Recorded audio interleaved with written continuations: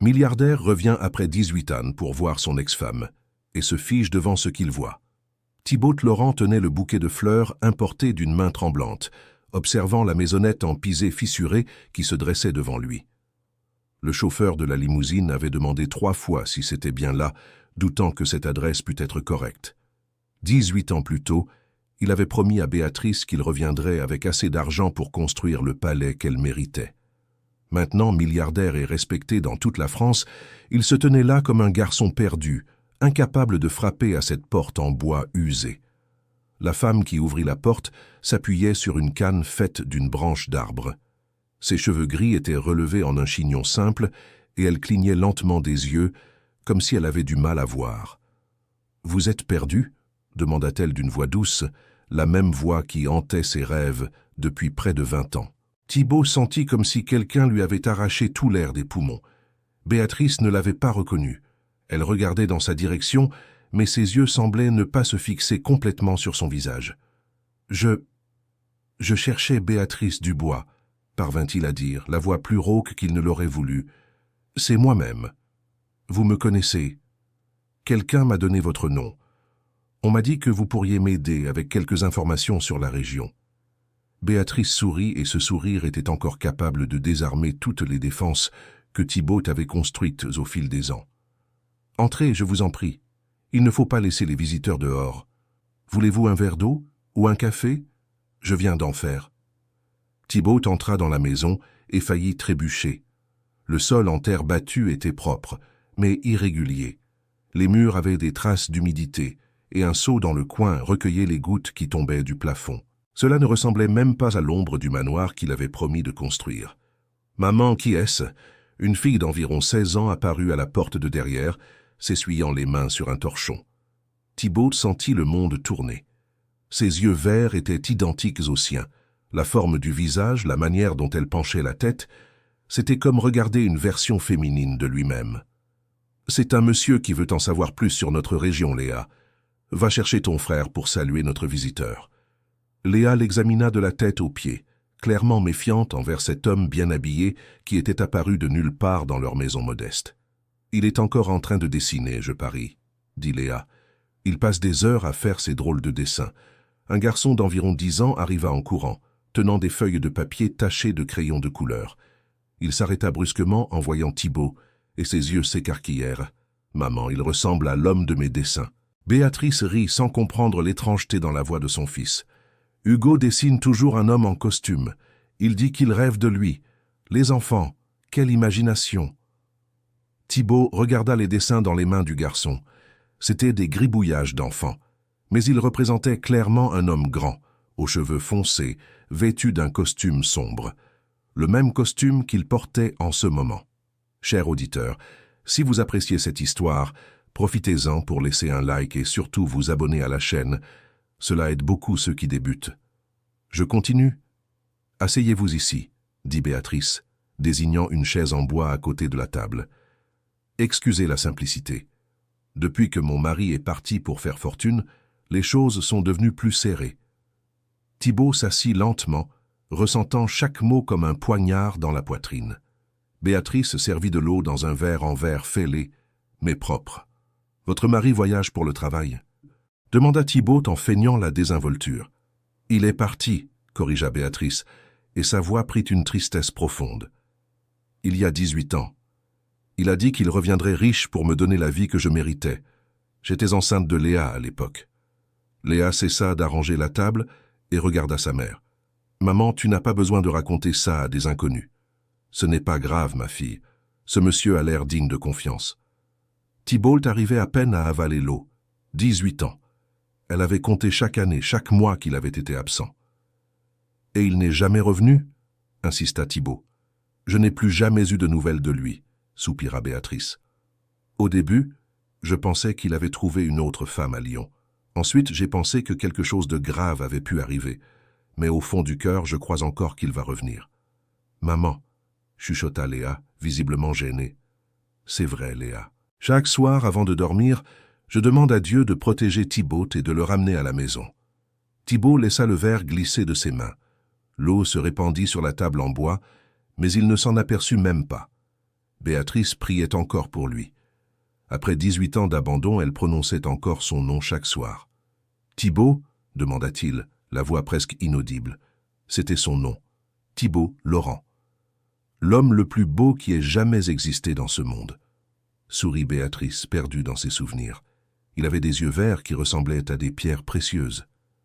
Léa regarda directement Thibault, remarquant pour la première fois la couleur de ses yeux. Son expression passa de la méfiance à quelque chose qui ressemblait à de la peur. « Maman, à quelle heure monsieur Marcel a dit qu'il allait arriver ?»« Quel monsieur Marcel, ma fille ?»« Le monsieur qui va aider à réparer le toit. » Béatrice parut confuse, mais Thibault comprit que Léa essayait de le faire partir. La jeune fille avait remarqué la ressemblance. « Je peux aider avec le toit », proposa Thibault rapidement. « J'ai de l'expérience dans la construction. »« Ne vous dérangez pas, monsieur. Désolé, je n'ai pas demandé votre nom. » Thibault hésita. Une seconde, il faillit dire la vérité. Mais il n'était pas prêt. Pas comme ça. « Étienne. Étienne Mercier. »« Monsieur Étienne, vous êtes très gentil. Mais je ne peux pas accepter l'aide d'un inconnu. »« Laisse-le aider, maman, » dit Hugo, encore en train d'étudier les dessins sur ses propres mains.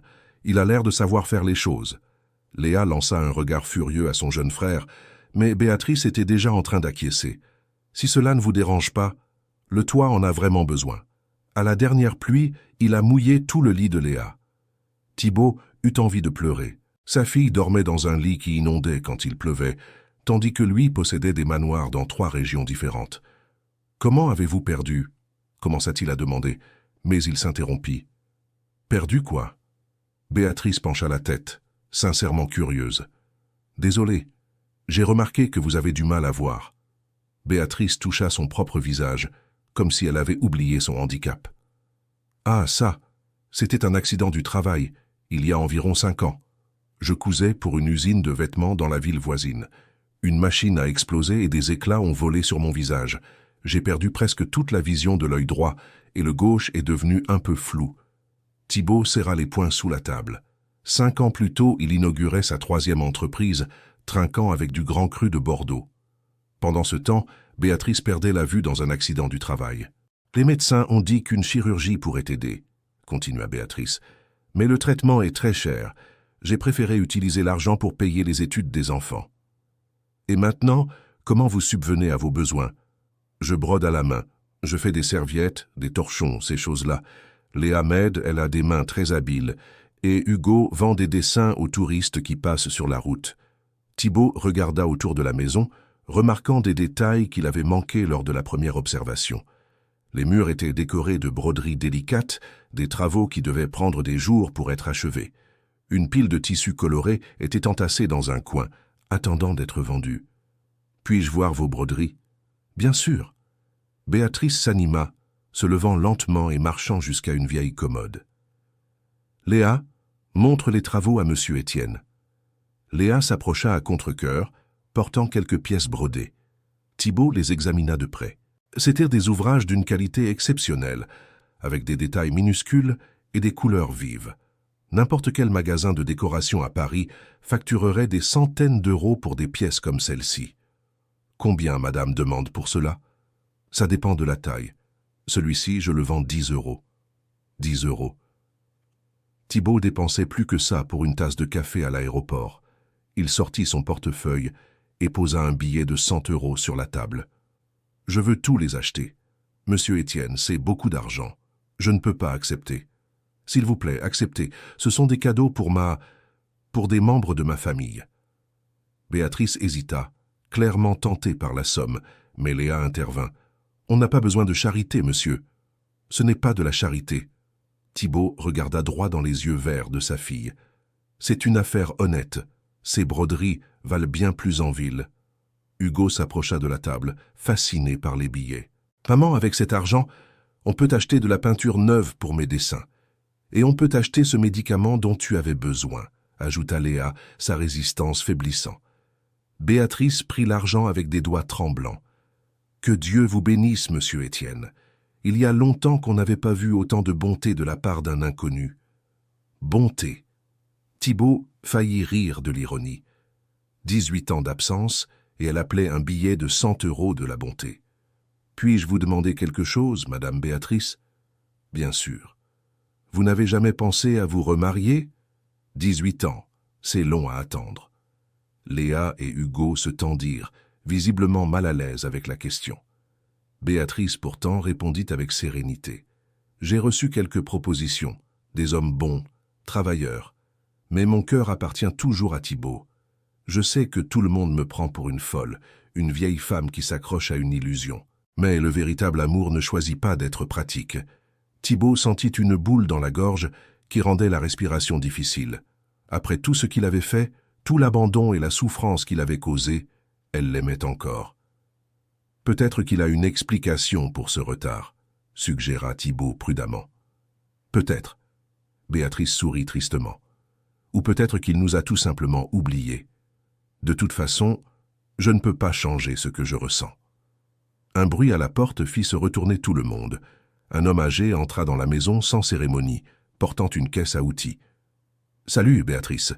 Je viens voir ce qu'il faut réparer dans le... » L'homme s'arrêta net en voyant Thibaut. Ses yeux s'écarquillèrent. « Thibaut? Thibaut Laurent ?»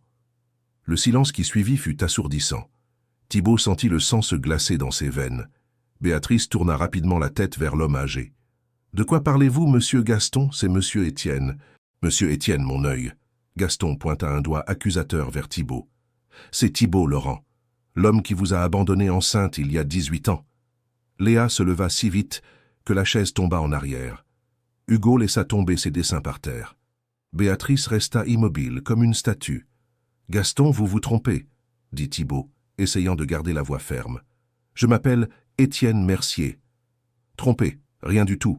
J'ai travaillé à la construction de votre première maison, Thibaut Laurent. J'ai porté des briques pour vous pendant 3 mois.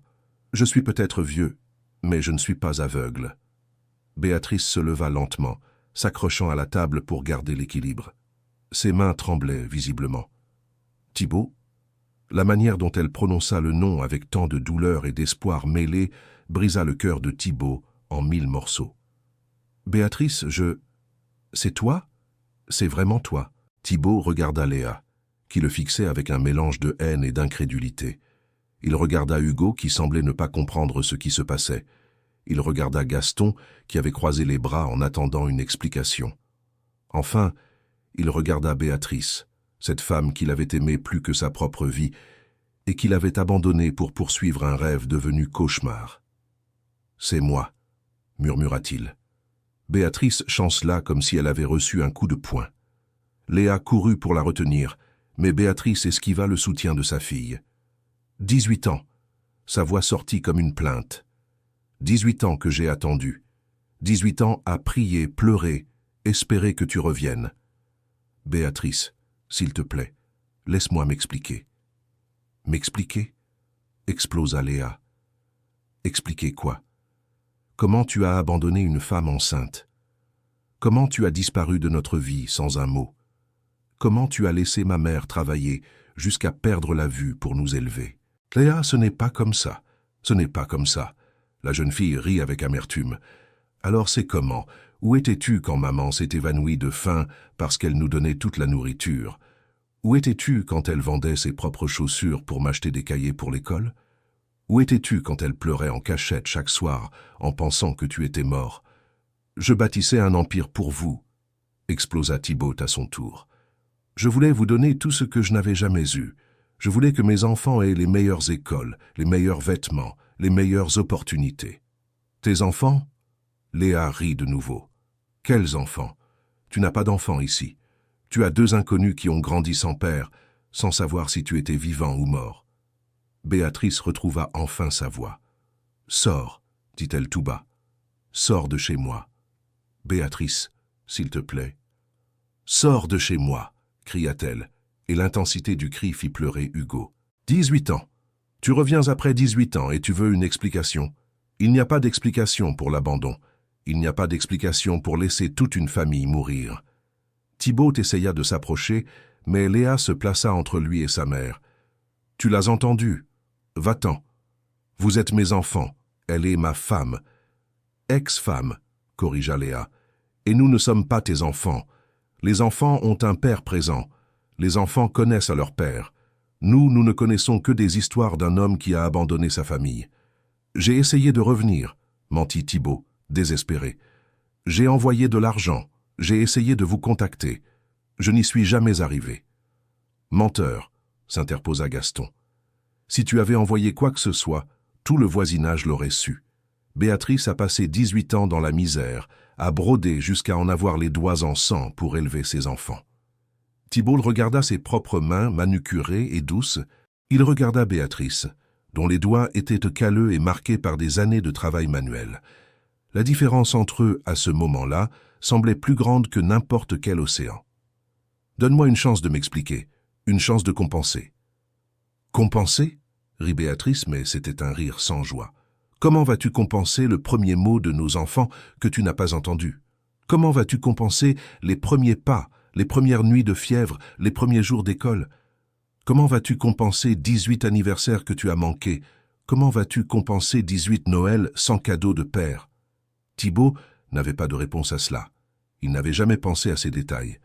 Il s'était tellement concentré à construire un avenir meilleur pour eux qu'il avait complètement oublié de participer au présent.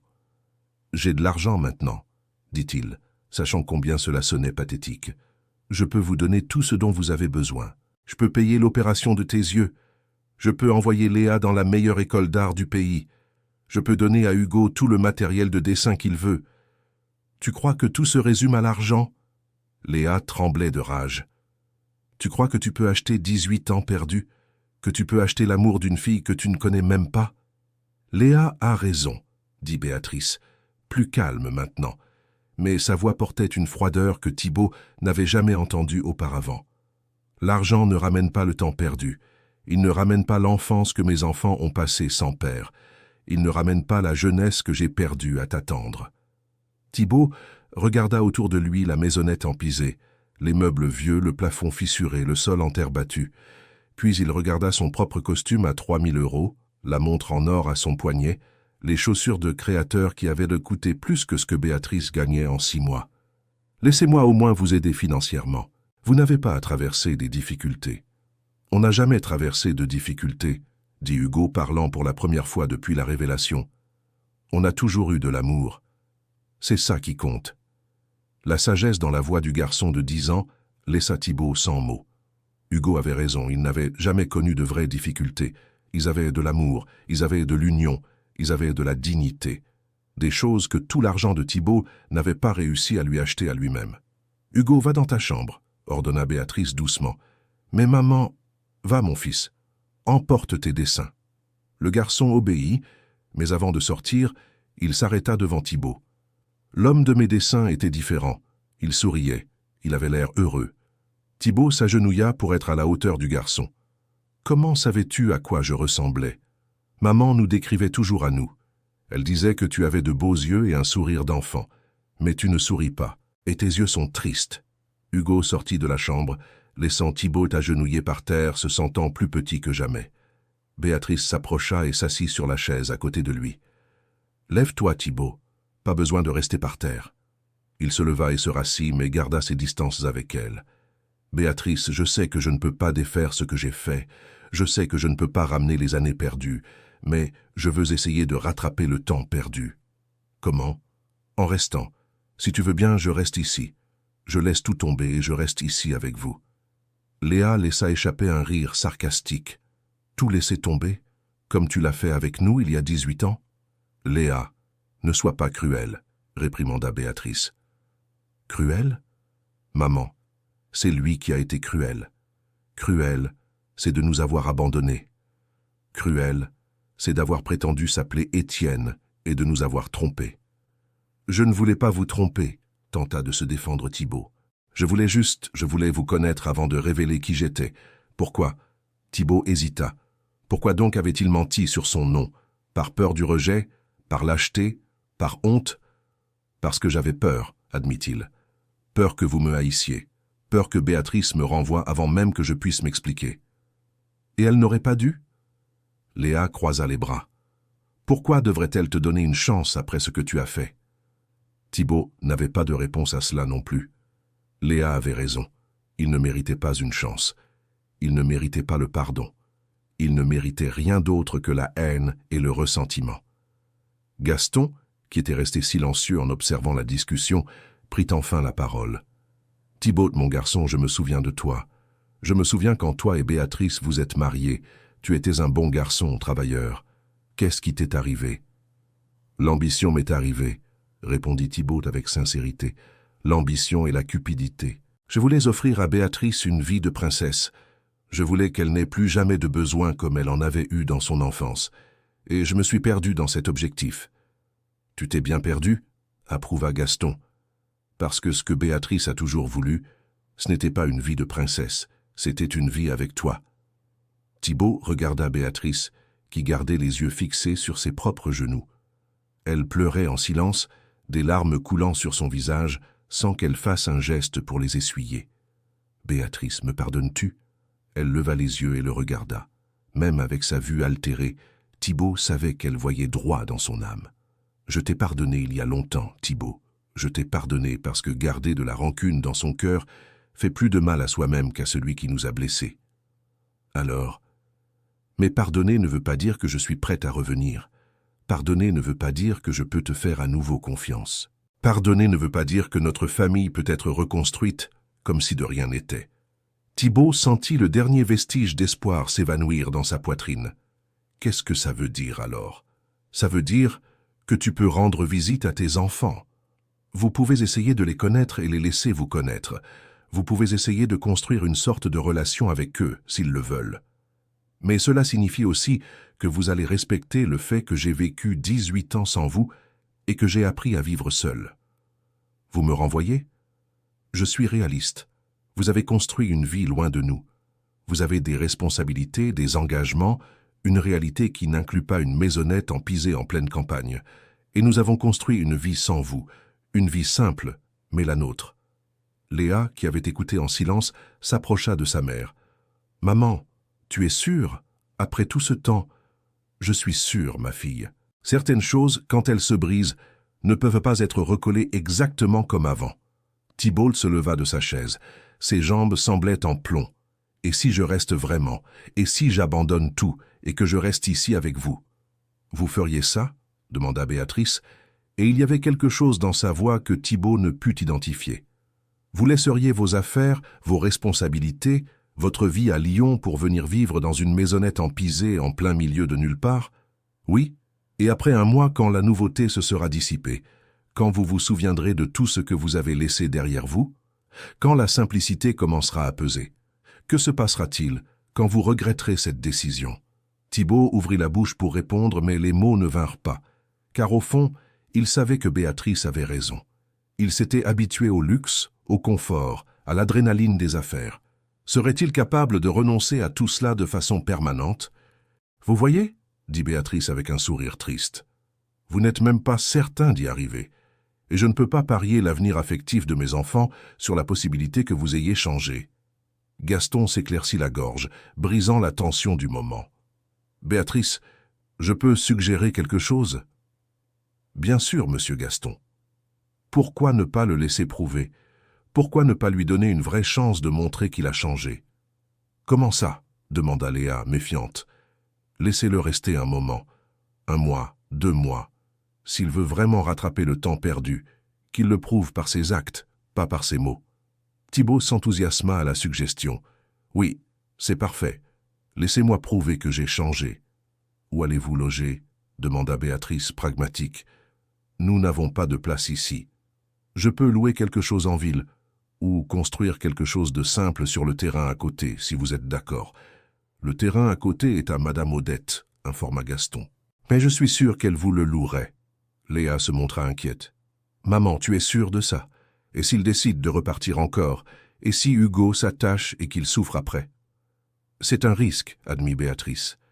Mais peut-être un risque qui vaut la peine d'être pris. » Thibaut sentit une petite étincelle d'espoir se ranimer. « Béatrice, je vous jure que cette fois c'est différent.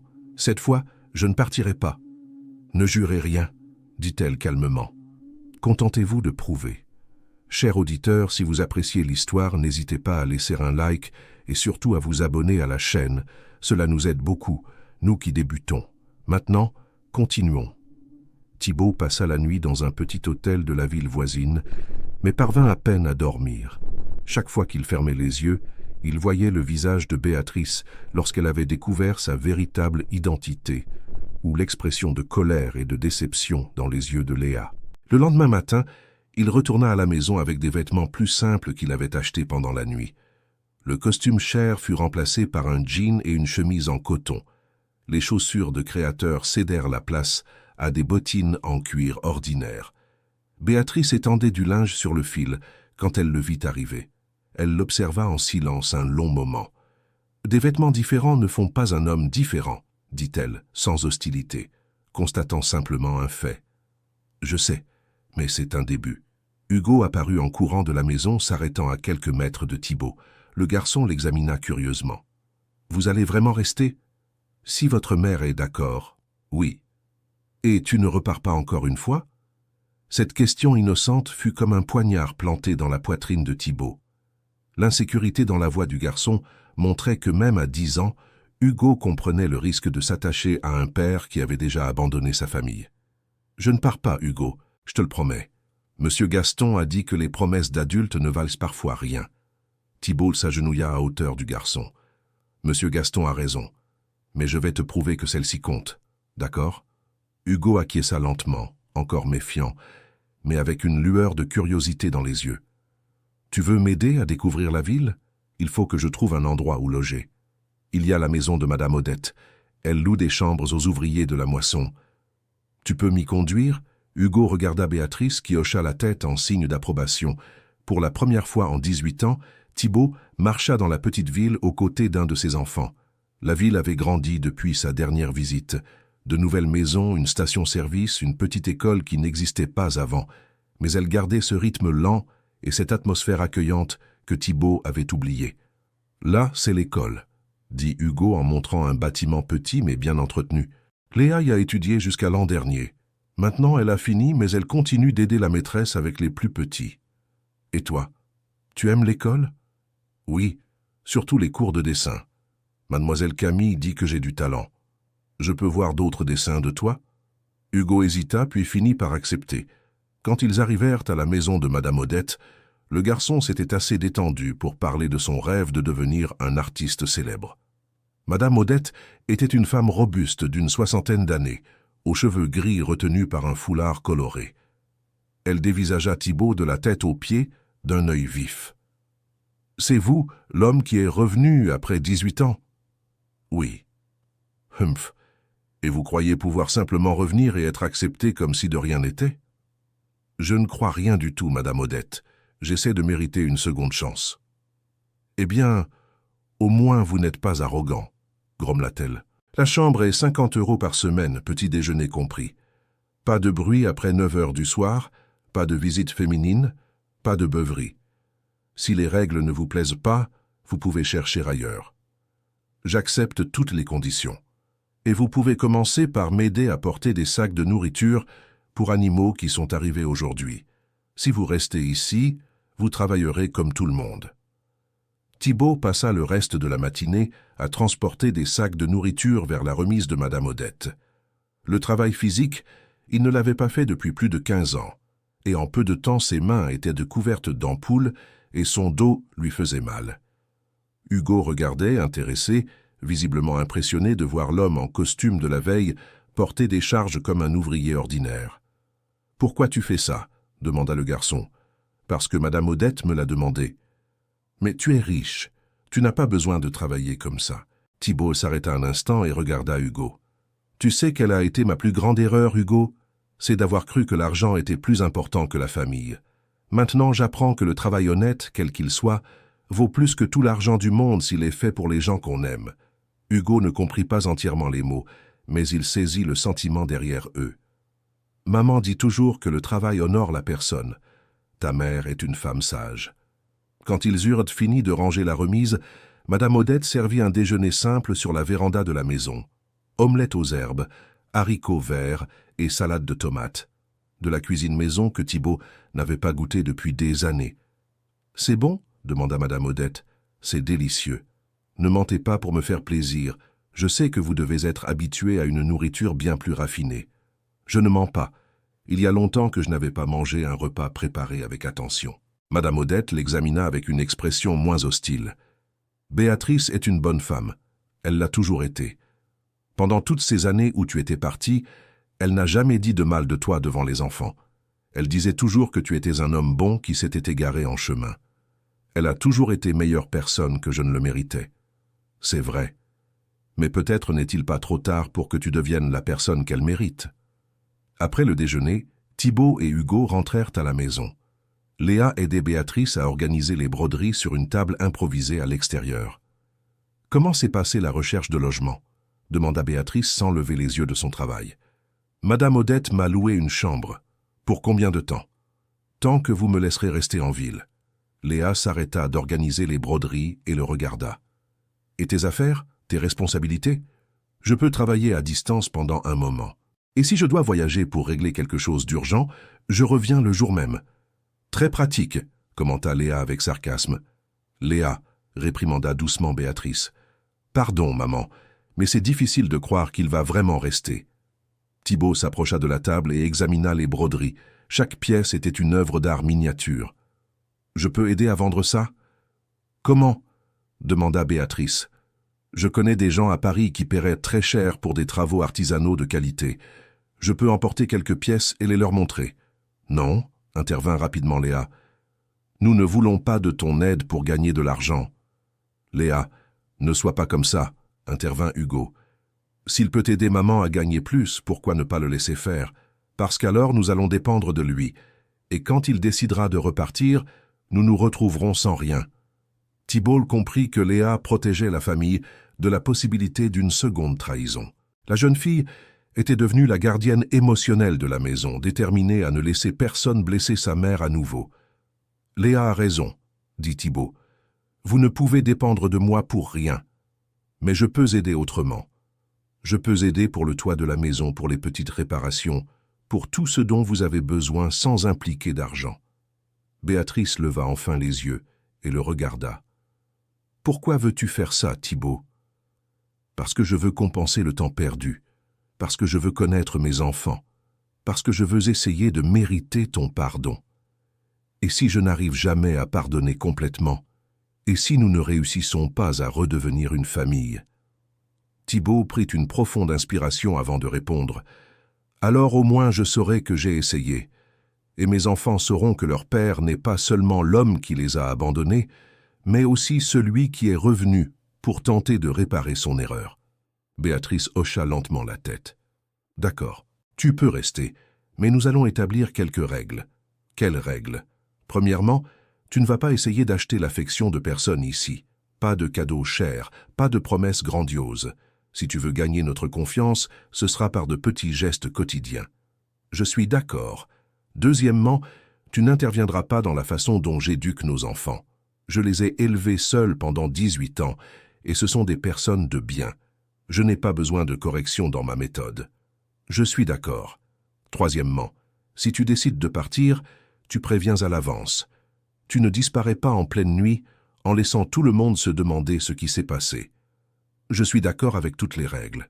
Léa écouta l'accord en silence, clairement pas convaincue que Thibault tiendrait sa part. « Et j'ai ma propre règle, » dit-elle. « Laquelle ? Si tu fais encore du mal à ma mère, si tu la fais souffrir ne serait-ce qu'un jour, je ferai personnellement en sorte que tu le regrettes pour le reste de ta vie. » La menace venant d'une fille de 16 ans aurait pu paraître comique, mais Thibault vit dans ses yeux la même détermination de fer qu'elle avait héritée de lui. Léa ne plaisantait pas. « Compris, » dit-il simplement. Hugo, qui était resté silencieux pendant la négociation, s'approcha de Thibault. « Tu vas m'apprendre à faire quelque chose. Qu'aimerais-tu apprendre ?»« Je ne sais pas. Des trucs de père. Des choses que les parents apprennent à leurs enfants. » La simplicité de la réponse a transpercé le cœur de Thibault comme une lame. Hugo n'avait rien demandé d'extravagant. Il voulait simplement apprendre des trucs de papa. Quelque chose qui aurait dû être naturel et que Thibault avait complètement perdu. « Je t'apprendrai tout ce que je sais, » promit Thibault. Cet après-midi-là, Thibault entreprit sa première tâche pratique, réparer le toit de la maison. Madame Odette prêta des outils, et Gaston offrit son aide et ses conseils.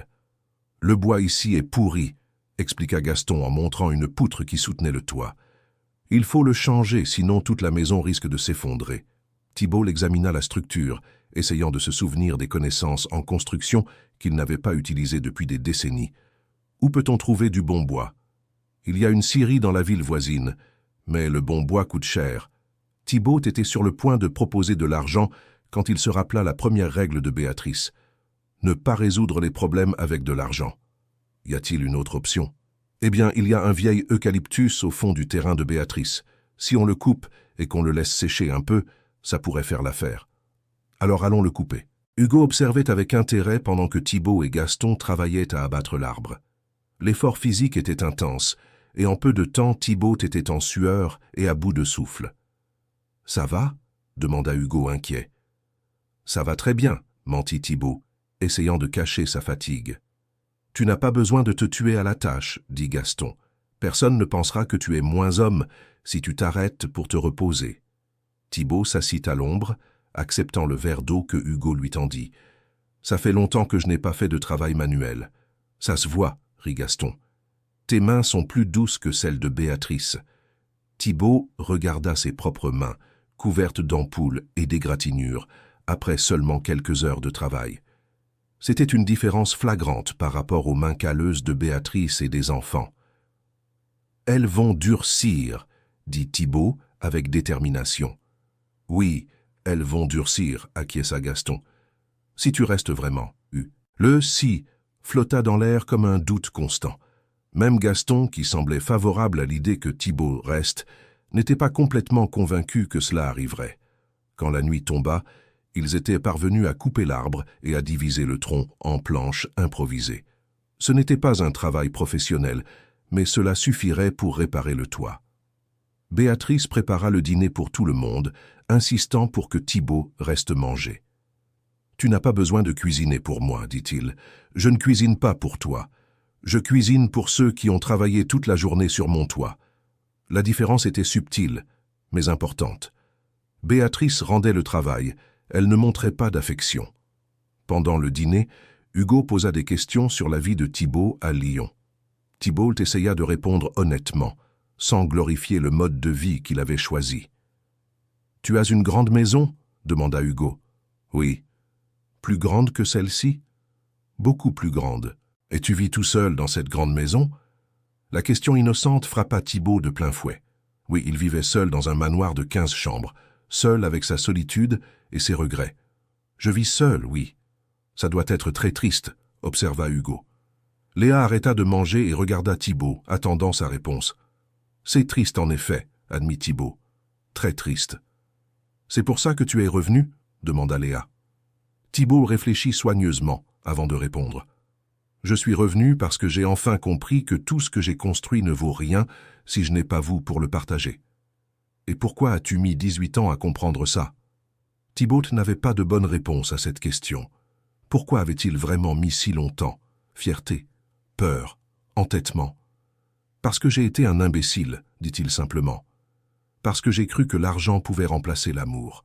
Parce que je me suis convaincu que je faisais de mon mieux pour vous, alors qu'en réalité, je faisais ce qui était le plus facile pour moi. » Béatrice se leva de table et commença à débarrasser les assiettes. « Hugo, va te brosser les dents. Léa, aide-moi avec la vaisselle. » C'était le signal que la conversation était terminée et que Thibault devait retourner dans sa chambre chez Madame Odette. « Merci pour le dîner, » dit-il en se levant. « À demain, » répondit Béatrice, sans le regarder. Thibault sortit de la maison en se sentant étrangement plein d'espoir. Ça avait été une première journée difficile, mais pas impossible. Béatrice avait posé des limites claires. Léa restait méfiante, mais Hugo semblait prêt à lui donner une chance. De retour dans sa chambre louée, Thibault alluma son téléphone et vérifia les messages accumulés. Des dizaines de courriels urgents, plusieurs appels manqués d'associés et d'employés. Son empire entrepreneurial continuait de tourner, mais exigeait son attention constante. Pour la première fois en 20 ans, Thibault ignora tous les messages et alla se coucher. Le lendemain matin, il se réveilla avec des courbatures qu'il n'avait pas ressenties depuis des décennies. Chaque mouvement lui rappelait le travail physique de la veille. Malgré tout, il se leva tôt et alla prendre le café avec Madame Odette. « Tu as bien dormi ?» demanda-t-elle, en servant du café noir et du pain maison. Comme une pierre. Le travail dur fait du bien au sommeil, et à la conscience aussi. Thibaut sourit. Madame Odette avait une façon directe de parler qui ne permettait ni esquive ni demi-vérité. « Vous connaissez bien Béatrice et les enfants. Je les connais depuis leur naissance. J'ai vu cette petite fille grandir en prenant des responsabilités qui n'étaient pas les siennes. J'ai vu ce petit garçon s'efforcer d'être l'homme de la maison. Et j'ai vu Béatrice se tuer à la travail pour leur donner de la dignité. Et qu'en pensez-vous? Pensez-vous qu'ils puissent me pardonner ?» Madame Odette l'étudia en silence un long moment. « Béatrice t'a déjà pardonné, parce qu'elle a le cœur trop bon pour garder de la rancune. La question est de savoir si tu peux te pardonner toi-même et devenir l'homme qu'il mérite. » Thibaut mâcha le pain lentement, réfléchissant aux paroles de Madame Odette. « Comment je fais ça ? En cessant d'être l'homme qui croit que l'argent résout tout et en redevenant l'homme qui travaille de ses propres mains pour le bien de la famille. » Après le café, Thibaut retourna chez Béatrice pour continuer le travail sur le toit. Léa balayait la cour et Hugo dessinait assis sous un arbre. « Bonjour » salua Thibaut. Léa répondit d'un signe de tête sec. Hugo sourit et vint en courant lui montrer son nouveau dessin. « Je t'ai fait travailler hier » dit le garçon en montrant le papier. Le dessin montrait deux hommes coupant un arbre, représentant clairement Thibaut et Gaston. C'était simple, mais capturait parfaitement la scène. « C'est très bien, Hugo. Tu as vraiment du talent. Mademoiselle Camille a dit que si je continue à pratiquer, je pourrais tenter une bourse d'études dans une école d'art à Paris. » Thibaut sentit son cœur se serrer. Hugo avait un vrai talent, mais une bourse d'études serait très difficile à obtenir. Et même s'il l'obtenait, comment Béatrice paierait-elle les frais pour garder un fils étudiant loin de la maison? « Tu aimerais étudier l'art à Paris ?»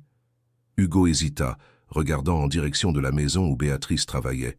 « J'aimerais, mais je ne peux pas laisser ma mère seule. » « Pourquoi pas ? » « Parce que qui va s'occuper d'elle ? Léa grandit, elle voudra bientôt aussi quitter la maison. Si je pars, maman reste seule. » La maturité dans la réponse du garçon de 10 ans était à la fois inspirante et désolante. Hugo était prêt à sacrifier ses rêves pour s'occuper de sa mère, exactement comme Léa avait fait en choisissant de ne pas aller à Lyon. « Et si ta mère n'était pas seule ?» suggéra Thibaut avec précaution. « Comment ça ?» Thibaut réalisa qu'il marchait sur un terrain dangereux. Toute promesse qu'il ferait pourrait être vue comme une tentative d'acheter l'affection de la famille. « Oublie, ce n'est pas important maintenant. Non, dis-moi, comment maman ne serait pas seule ? Eh bien, si je parviens vraiment à rester, si elle m'accepte à nouveau, alors vous pourriez suivre vos rêves sans vous soucier de la laisser seule. » Hugo considéra cette possibilité en silence. « Mais si tu repars encore ? » ?»« Je ne partirai pas. » »« Comment peux-tu en être sûr ?» Thibaut s'agenouilla à la hauteur du garçon. « Je peux te confier un secret ?» Hugo acquiesça gravement. « Pendant toutes ces années où j'étais loin, je n'ai jamais été vraiment heureux. J'ai gagné beaucoup d'argent, j'ai monté une grande entreprise, j'ai obtenu tout ce que je croyais vouloir. Mais chaque jour, je pensais à vous. Chaque jour, je regrettais d'être parti. Alors pourquoi tu n'es pas revenu plus tôt ? » ?»« Parce que j'avais peur. Peur que vous me haïssiez. Peur qu'il soit trop tard pour réparer ce que j'avais brisé. Et maintenant, tu n'as plus peur ? » ?»« Si, j'ai peur. Très peur. Mais j'ai encore plus peur de passer le reste de ma vie à regretter de ne pas avoir essayé. » Hugo acquiesça comme s'il comprenait parfaitement ce que Thibaut voulait dire. « Je peux t'aider à réparer le toit ? » ?»« Bien sûr que tu peux. » Ils travaillèrent ensemble toute la matinée, Thibaut faisant le gros œuvre et Hugo aidant pour les petites tâches. L'expérience d'apprendre quelque chose de pratique à son fils était totalement nouvelle pour Thibaut, et il découvrit qu'il aimait cela plus que n'importe quelle réunion d'affaires à laquelle il avait jamais participé. « Tu fais bien les choses », complimenta Thibaut quand Hugo parvint à clouer une planche au bon endroit. « J'ai appris en t'observant, toi et monsieur Gaston, hier. Tu apprends vite. Maman dit toujours qu'on hérite de certaines choses de ses parents, même sans les connaître. » Cette remarque banale fit s'arrêter Thibaut dans ce qu'il faisait. « Qu'est-ce que ta mère dit d'autre sur moi ?» Hugo réfléchit soigneusement avant de répondre. « Elle dit que tu étais très intelligent et très travailleur. Elle dit que tu as toujours voulu offrir le meilleur à ta famille, Mais elle dit aussi que parfois les gens se perdent en essayant de faire ce qu'il faut. Et toi? Qu'est-ce que tu penses de moi? Je pense que tu t'es vraiment perdu, mais je pense que tu essaies de te retrouver. La sagesse du garçon de 10 ans continuait d'impressionner Thibaut. Hugo avait parfaitement résumé sa situation en quelques mots. Et si je me retrouve vraiment? Si j'arrive à devenir le père que vous méritez? Alors on sera une vraie famille, répondit simplement Hugo. Thibaut avala sa salive et continua de travailler. Une vraie famille. C'était tout ce qu'il voulait vraiment. En fin de matinée, Béatrice sortit de la maison portant une carafe d'eau fraîche. « Vous devez avoir soif », dit-elle en servant de l'eau aux deux. « Merci », dit Thibaut, remarquant que Béatrice évitait de le regarder directement. « Où en êtes-vous ?»« Bien, Hugo est un excellent aide. » Béatrice regarda enfin son fils qui souriait fièrement du compliment. Hugo a toujours été très adroit de ses mains. « Il tient ça de toi ?» dit Thibaut. « Ou de toi ?» répliqua Béatrice. « Tu as toujours été bon pour construire des choses. » C'était la première fois qu'elle reconnaissait une qualité positive de Thibaut depuis qu'elle avait découvert son identité. C'était un petit progrès, mais significatif. « Béatrice, je peux te poser une question ?»« Bien sûr. Tu penses vraiment qu'on a une chance de redevenir une famille ?» Béatrice mit tellement de temps à répondre que Thibaut pensa qu'elle ne dirait rien. « Je ne sais pas, » dit-elle enfin. 18 ans, ça change beaucoup une personne. J'ai changé, tu as changé, et nos enfants ont grandi sans toi. Je ne sais pas si on peut simplement revenir à ce qu'on était avant. Et si on ne revenait pas à ce qu'on était avant? Et si on construisait quelque chose de nouveau? Comment ça? On ne peut pas remonter le temps, on ne peut pas rattraper les années perdues, mais peut-être qu'on peut construire une nouvelle relation basée sur qui nous sommes aujourd'hui. Béatrice considéra cette possibilité. « Ce serait possible? Je ne sais pas, mais j'aimerais essayer. »« Et tes affaires, ta vie à Lyon ?» Thibaut avait évité de penser à cette question, mais il savait qu'il devrait y faire face bientôt. « Je trouverai un moyen de concilier les deux, ou je trouverai un moyen de vivre sans elle. Tu en serais capable? Renoncer à tout ce que tu as construit? Si c'est nécessaire pour rester avec vous, oui. » Léa apparut à la porte de la maison, entendant la fin de la conversation. « C'est facile à dire maintenant, » commenta-t-elle. « Mais quand la réalité frappera, quand le luxe et le pouvoir te manqueront, tu changeras d'avis. » « Léa. » Béatrice commença à réprimander sa fille, mais Thibaut l'interrompit. « Elle a raison, c'est facile à dire, plus difficile à prouver. » Thibaut regarda Léa droit dans les yeux. « Mais je vais le prouver, peu importe le temps que ça prendra. »« On verra, » dit Léa, toujours sceptique. Cet après-midi-là, Thibaut reçut un appel de son associé principal. L'entreprise faisait face à une crise qui exigeait sa présence immédiate à Paris. « Thibaut, tu dois être ici demain matin, » dit l'associé. « Si on ne règle pas ça rapidement, on risque de perdre le contrat le plus important de l'année. » Thibaut regarda par la fenêtre de la chambre louée, voyant Béatrice étendre du linge sur le fil de la maison voisine. « Je ne peux pas voyager maintenant. »« Comment ça? Tu ne peux pas? C'est quoi cette histoire? » « Je règle des affaires personnelles. »« Les affaires personnelles ne paient pas les factures de l'entreprise. Tu as des responsabilités. »« Je sais. Alors viens ici. Règle ça. Et ensuite tu retourneras à tes affaires personnelles. » Thibaut raccrocha sans donner de réponse définitive.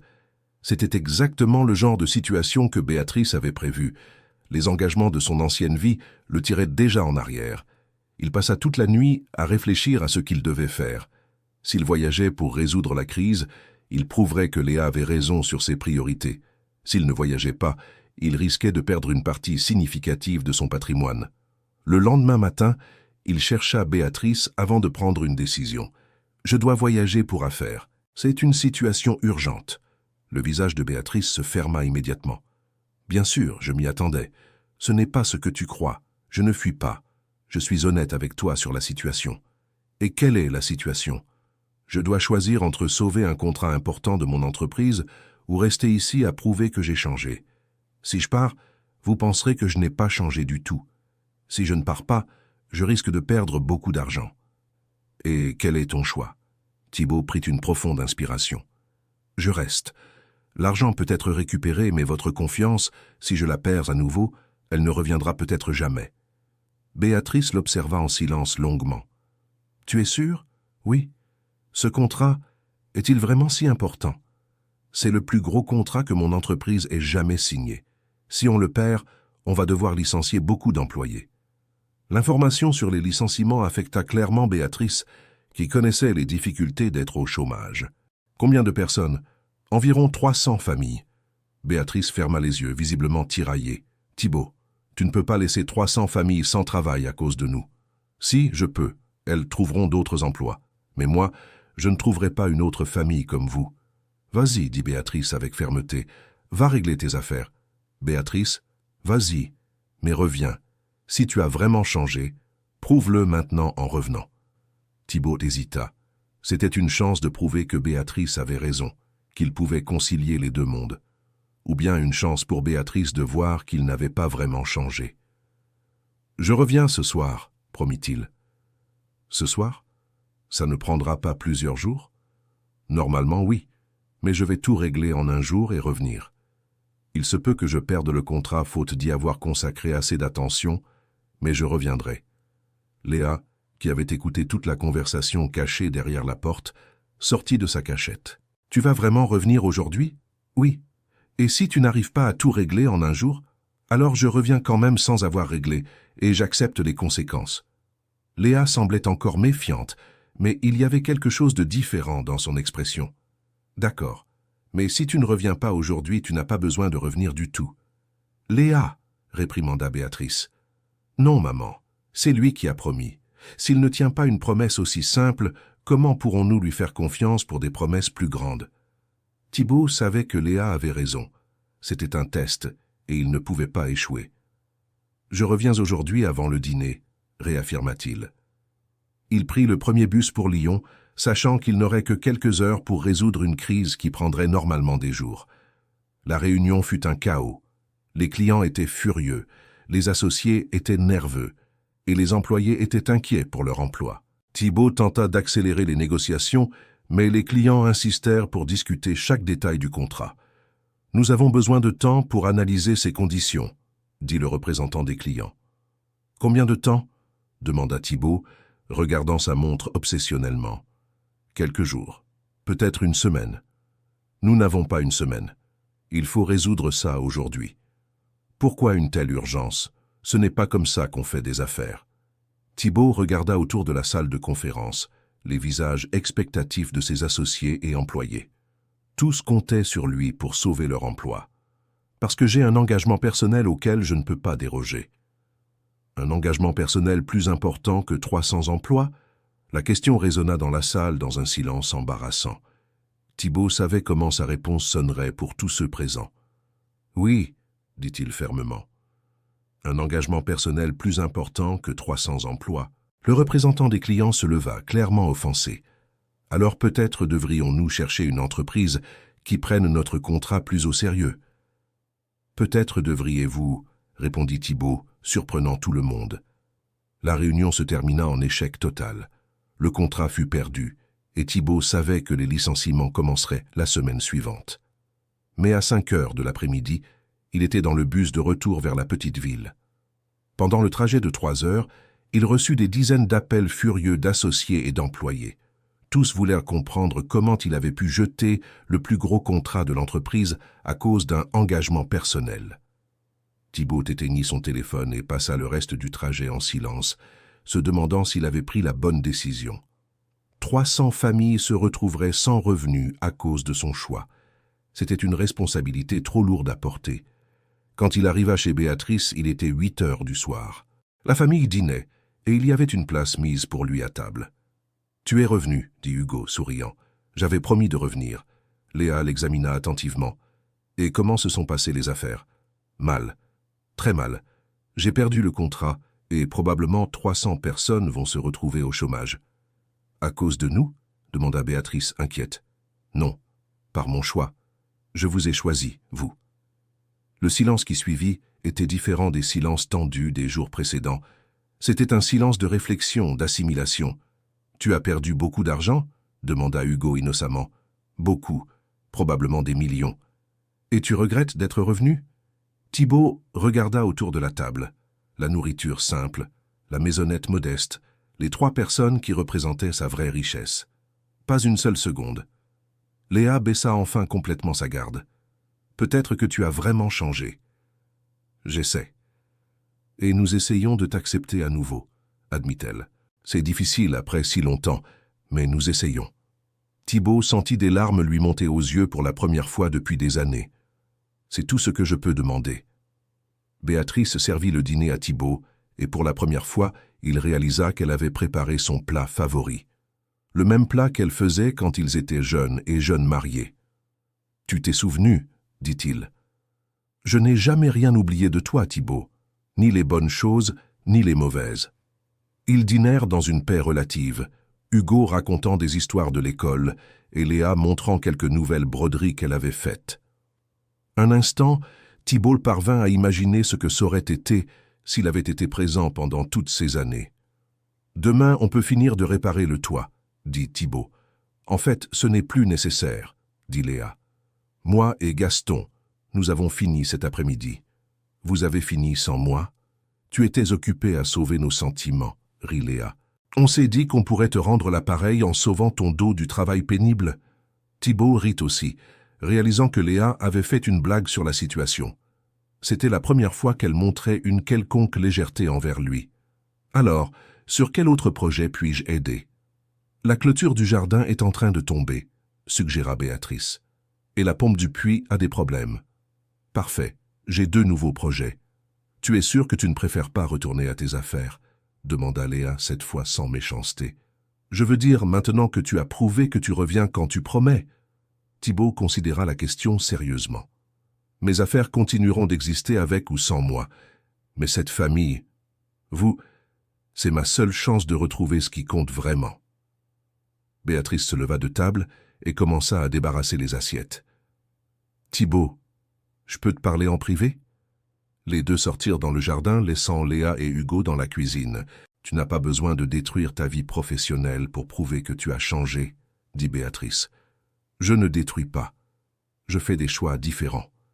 Des choix qui vont te rendre pauvre et amère.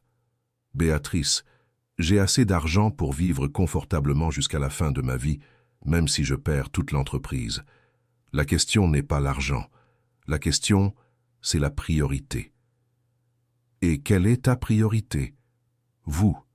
Ça aurait toujours dû être vous. » Béatrice resta silencieuse un long moment, regardant le ciel étoilé. « J'ai peur, » avoua-t-elle enfin. « Peur de quoi? Peur de croire en toi et d'être abandonnée à nouveau.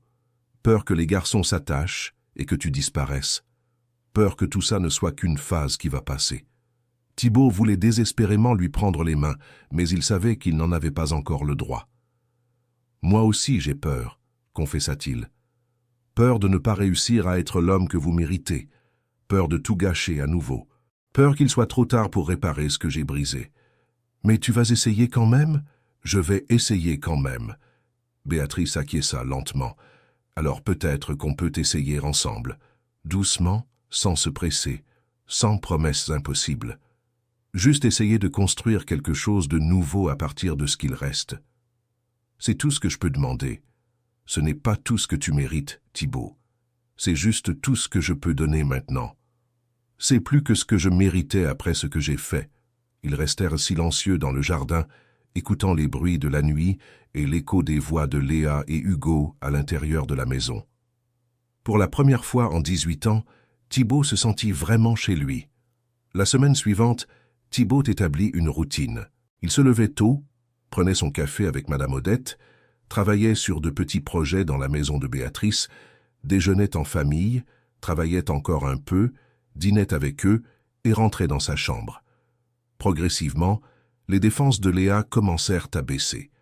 Elle découvrit que Thibaut était un bon auditeur et qu'il respectait ses opinions, même quand il n'était pas d'accord. Hugo fut ravi d'avoir un père pour lui apprendre des choses pratiques.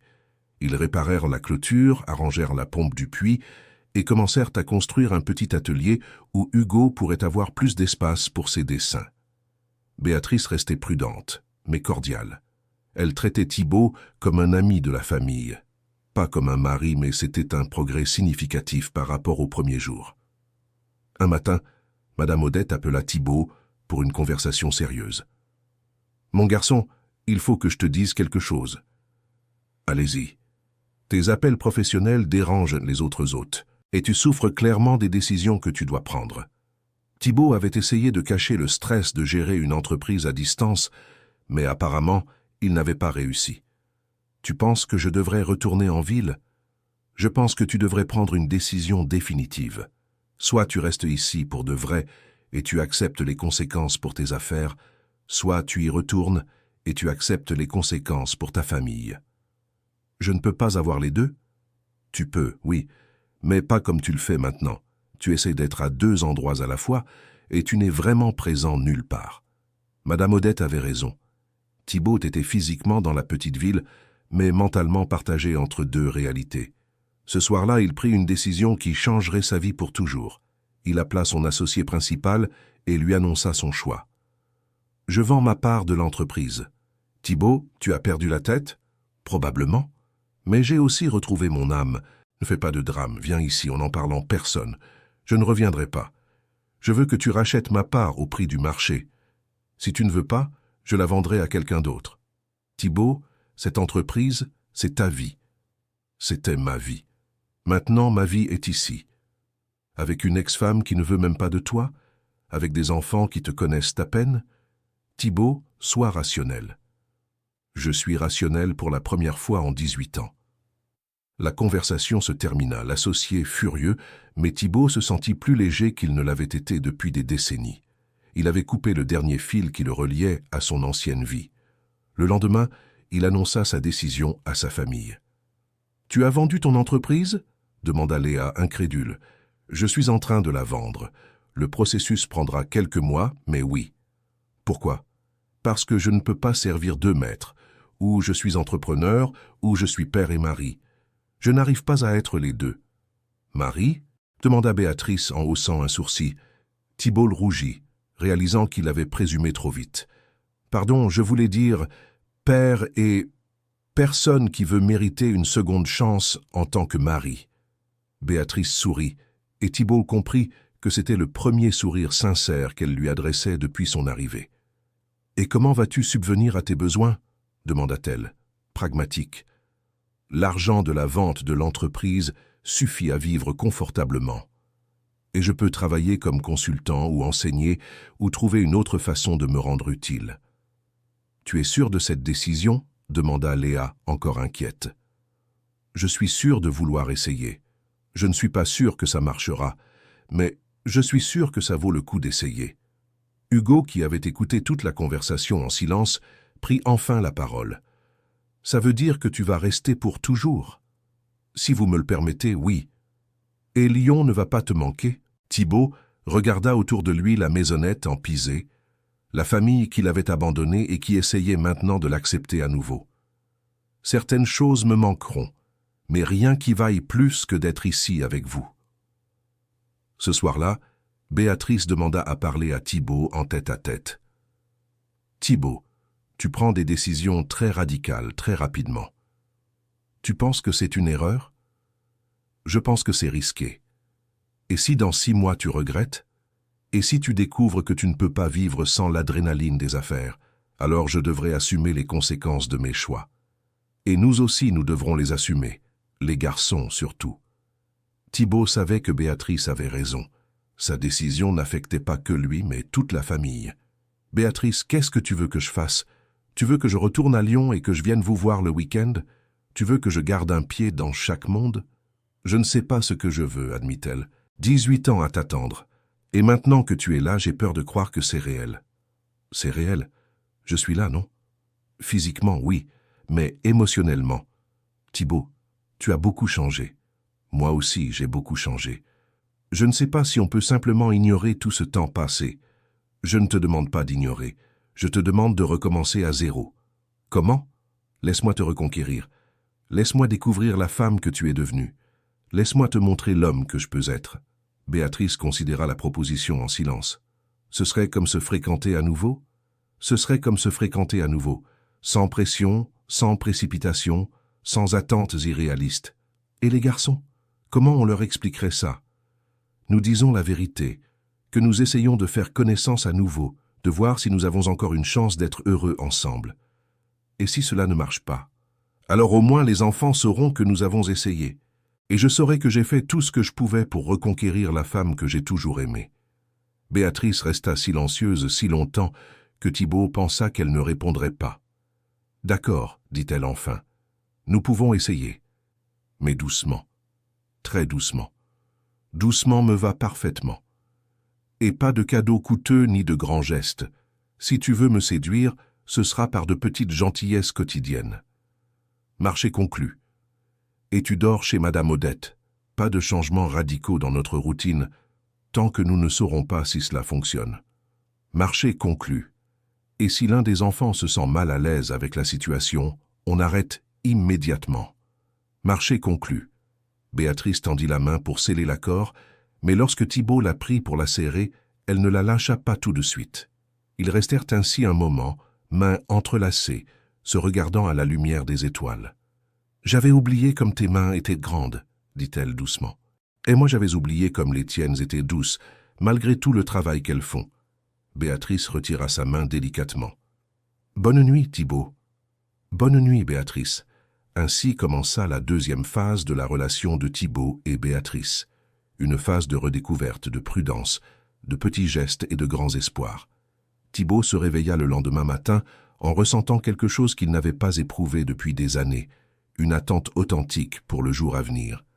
Non pas l'anxiété des affaires ou la pression des obligations professionnelles, mais la simple joie de savoir qu'il passerait la journée près des personnes qu'il aimait. Madame Odette remarqua le changement d'humeur pendant le petit déjeuner. « Tu es différent aujourd'hui. »« Comment ça ? » ?»« Plus léger, comme si tu avais enlevé un poids de tes épaules. » Thibaut sourit. « Peut-être que oui. Béatrice a accepté de te donner une chance d'essayer de la reconquérir. » Madame Odette hocha la tête d'un air approbateur. « C'est plus que tu ne mérites, mais moins qu'elle ne mérite. J'espère que tu ne gâcheras pas cette occasion. » « Je ne la gâcherai pas. » Thibaut passa la matinée à réparer le poulailler de Béatrice, un travail qu'elle avait mentionné devoir faire depuis des semaines. Ce n'était pas glamour, mais c'était nécessaire, et il voulait montrer qu'il était prêt à aider pour n'importe quelle tâche, même la plus simple. Hugo le trouva en train de travailler en milieu de matinée. « Pourquoi tu nettoies le poulailler ?»« Parce que ta mère a dit qu'il fallait le faire. »« Mais ce n'est pas un travail d'homme riche. » Thibaut s'arrêta et regarda Hugo. « Qui t'a dit cela ?»« Tout le monde. On dit qu'un homme riche ne travaille pas de ses mains. »« Et tu crois ça ?» Hugo réfléchit soigneusement avant de répondre. « Je ne sais pas. Je n'ai jamais connu d'homme riche avant. »« Eh bien maintenant tu en connais un. Et cet homme riche nettoie un poulailler parce qu'il veut aider sa famille. Pourquoi ? Parce que j'ai découvert qu'un travail fait avec amour vaut plus que tout l'argent du monde. » Hugo hocha la tête comme si cela avait du sens pour lui. « Je peux t'aider ? Bien sûr. Mais attention, c'est un sale boulot. » Ça ne me dérange pas. Ils travaillèrent ensemble au poulailler, Thibaut apprenant à Hugo à faire des réparations et des améliorations à la structure. C'était un travail simple, mais Thibaut découvrit qu'il y avait une satisfaction profonde à enseigner des compétences pratiques à son fils. « Tu aimes travailler de tes mains ?» demanda Hugo. « J'aimais. Je l'avais oublié pendant de nombreuses années. »« Pourquoi tu l'as oublié ?»« Parce que j'ai cru que le travail intellectuel était plus important que le travail manuel. J'ai cru que les hommes importants ne se salissaient pas les mains. Et maintenant ? Maintenant, je sais qu'il n'y a pas de travail plus important que celui que nous faisons pour prendre soin des personnes que nous aimons. » Quand ils eurent terminé le poulailler, Hugo courut montrer le travail à Béatrice et à Léa. Thibaut resta dehors, observant l'enthousiasme du garçon qui décrivait chaque amélioration qu'ils avaient apportée. Béatrice sortit pour examiner le travail. « C'est très réussi, » dit-elle, visiblement impressionnée. « Voilà si longtemps que je voulais arranger ça. Ce fut un plaisir d'aider. »« Vous n'étiez pas obligé. »« Si, je l'étais.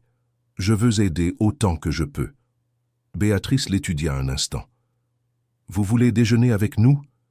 C'était la première fois qu'elle faisait l'invitation spontanément. D'habitude, Thibaut arrivait à l'heure du déjeuner et était invité par politesse. Avec grand plaisir. Pendant le déjeuner, Léa demanda quels étaient les projets de Thibaut pour l'avenir. « As-tu déjà décidé ce que tu vas faire quand tu vendras l'entreprise ?»« Pas encore. Peut-être ouvrir une petite affaire dans la région. peut-être offrir des services de conseil, peut-être simplement aider à développer des projets communautaires. Des projets communautaires ? Demanda Béatrice intéressée. Eh bien, cette région a du potentiel pour le tourisme rural, l'artisanat local, les produits biologiques. Je pourrais aider à organiser des coopératives, créer des programmes de formation, ce genre de choses. Tu le ferais ? Demanda Léa, sceptique. Oui, c'est une façon d'utiliser mon expérience d'entrepreneur pour profiter à de vraies personnes, au lieu d'accumuler simplement des richesses. Et cela te ferait plaisir ? Thibault considéra la question honnêtement. Plus de plaisir que de gagner des millions en vendant des produits dont les gens n'ont pas besoin à des gens qui ont trop d'argent. Béatrice sourit de nouveau, et Thibault remarqua qu'elle commençait à se convaincre que son changement de perspective était réel. « Thibault, puis-je te poser une question personnelle ?» dit Léa. « Bien sûr. Pendant toutes ces années, tu n'as jamais eu de relation avec d'autres personnes ?» La question prit Thibault au dépourvu. Béatrice aussi se raidit, clairement intéressée par la réponse. « J'ai eu quelques relations, » admit Thibault. « Rien de sérieux, rien de durable. Elles se terminaient toujours parce que je n'arrivais pas à m'impliquer émotionnellement avec personne. Pourquoi ? Parce que mon cœur appartenait encore à ta mère, même après tout ce temps. Même en sachant que j'avais perdu le droit à son amour, je ne pouvais aimer personne d'autre. » Léa échangea un regard significatif avec Béatrice. « C'est triste. C'était mon choix. Et il était juste. J'avais abandonné le véritable amour. Je ne méritais pas de trouver un remplaçant. »« Et maintenant ?» demanda Béatrice doucement. « Maintenant, pensez-vous mériter une seconde chance ? Je ne sais pas si je la mérite, mais je sais que je la veux plus que tout au monde. » Le reste du déjeuner fut plus détendu. Hugo raconta un nouveau dessin qu'il était en train de faire, Léa parla de ses plantes médicinales qu'elle apprenait à cultiver et Béatrice partagea des nouvelles de l'école communautaire. Thibault réalisa qu'il découvrait des versions complètement nouvelles des trois personnes qu'il aimait. Hugo avait développé une maturité impressionnante pour son âge. Léa était devenue une jeune femme déterminée et intelligente, avec des opinions fortes et un sens aigu de la justice. Béatrice s'était transformée en une femme indépendante et respectée dans la communauté, très différente de la jeune fille timide qu'il avait laissée derrière lui. « Vous avez tous tellement changé, » commenta-t-il. « Toi aussi, » observa Léa. « Tu n'es plus cet homme ambitieux qui ne pensait qu'à l'argent. Comment le savez-vous? Vous me connaissiez à peine avant. »« Maman parlait de toi, » expliqua Hugo. « Tout le temps. Elle parlait de tes rêves, de tes projets, de comment tu voulais changer le monde. » « Et vous remarquez que maintenant je suis différent ? Maintenant tu veux seulement changer notre monde, » dit Léa avec perspicacité. « C'est moins grandiose, mais plus réel. » Thibault fut impressionné par l'observation de Léa. Elle avait raison. Avant, il voulait des conquêtes grandioses et une reconnaissance mondiale. Maintenant, il voulait seulement regagner l'amour de sa famille. « Léa, puis-je te demander quel est ton rêve ? Que veux-tu faire de ta vie ? » « Je veux étudier l'agriculture durable. Je veux apprendre des techniques modernes de plantation qui respectent la terre et développent la communauté locale. » « C'est un beau rêve. »« Et réalisable, » ajouta Béatrice, fière. Léa a toujours été pratique avec ses objectifs. « Contrairement à moi, » dit Thibault. « Mes objectifs étaient toujours trop grandioses. »« Ils n'étaient pas trop grandioses, » corrigea Béatrice. « Ils étaient juste déconnectés de ce qui comptait vraiment. » Thibault acquiesça. Béatrice avait parfaitement résumé le problème de son ancienne mentalité. Cet après-midi-là, Thibault reçut un appel de l'avocat chargé de la vente de son entreprise. Le processus avançait rapidement, et bientôt, il aurait définitivement coupé les liens avec son ancienne vie. « Thibault, es-tu sûr de cette décision ?» demanda l'avocat. « Une fois la vente finalisée, il n'y a pas de retour en arrière. »« J'en suis sûr. »« Et as-tu pensé à comment tu vas subvenir à tes besoins ? La somme que tu vas recevoir de la vente est substantielle, mais pas infinie. Je vais trouver quelque chose à faire, quelque chose qui a du sens. Le sens ne paie pas les factures. Les factures qui comptent vraiment, si. » Thibault raccrocha et se rendit compte que Béatrice avait entendu une partie de la conversation. « Des problèmes avec la vente ?» demanda-t-elle. « Non, juste des gens qui essaient de me faire changer d'avis. »« Et tu vas changer ?»« Non. » Béatrice acquiesça, mais Thibault vit qu'elle avait encore des doutes. « Béatrice, je peux te demander quelque chose ?»« Bien sûr. Que dois-je faire pour prouver que ce changement est définitif? Que dois-je faire pour que tu croies complètement en moi? Béatrice réfléchit soigneusement avant de répondre. Du temps, dit-elle simplement. J'ai besoin de temps pour te voir affronter les difficultés sans fuir. J'ai besoin de temps pour te voir heureux, avec une vie simple. J'ai besoin de temps pour croire que tu ne vas pas te réveiller un jour en regrettant tous ces choix. Combien de temps? Je ne sais pas, peut-être des mois, peut-être des années. Et si je passe des années et que tu n'arrives toujours pas à me faire entièrement confiance? Alors au moins nous saurons que nous avons vraiment essayé. Thibaut accepta la réponse. Le temps était quelque chose qu'il avait en abondance maintenant. Et la patience était quelque chose qu'il apprenait à cultiver. Dans les semaines qui suivirent, Thibaut établit une routine encore plus définie. Il se levait tôt, travaillait à des projets utiles le matin, déjeunait en famille, passait l'après-midi avec Hugo à lui enseigner des compétences pratiques, dînait avec tout le monde et retournait dans sa chambre avant la tombée de la nuit. Peu à peu, les barrières tombèrent. Léa commença à lui demander des conseils sur ses études. Hugo commença à appeler Thibaut « papa », occasionnellement. Béatrice commença à sourire plus souvent en sa présence. Un soir, Béatrice l'invita à faire une promenade après le dîner. « Comment te sens-tu » demanda-t-elle. « Vraiment ?»« Plus heureux que je ne l'ai été en 18 ans. Même en vivant dans une chambre louée, en faisant du travail manuel, loin de tout le luxe auquel tu t'étais habitué. Surtout à cause de ça. Béatrice, j'avais tout et je n'avais rien. Maintenant, j'ai très peu et j'ai tout. » Ils marchèrent en silence un moment, profitant de l'air frais du soir et du ciel étoilé qui n'était jamais visible à Lyon.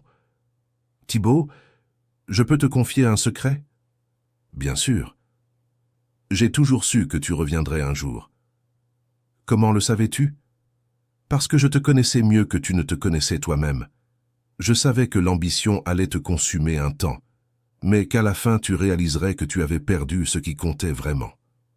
C'est pour ça que tu m'as attendu. Je ne t'ai pas attendu consciemment.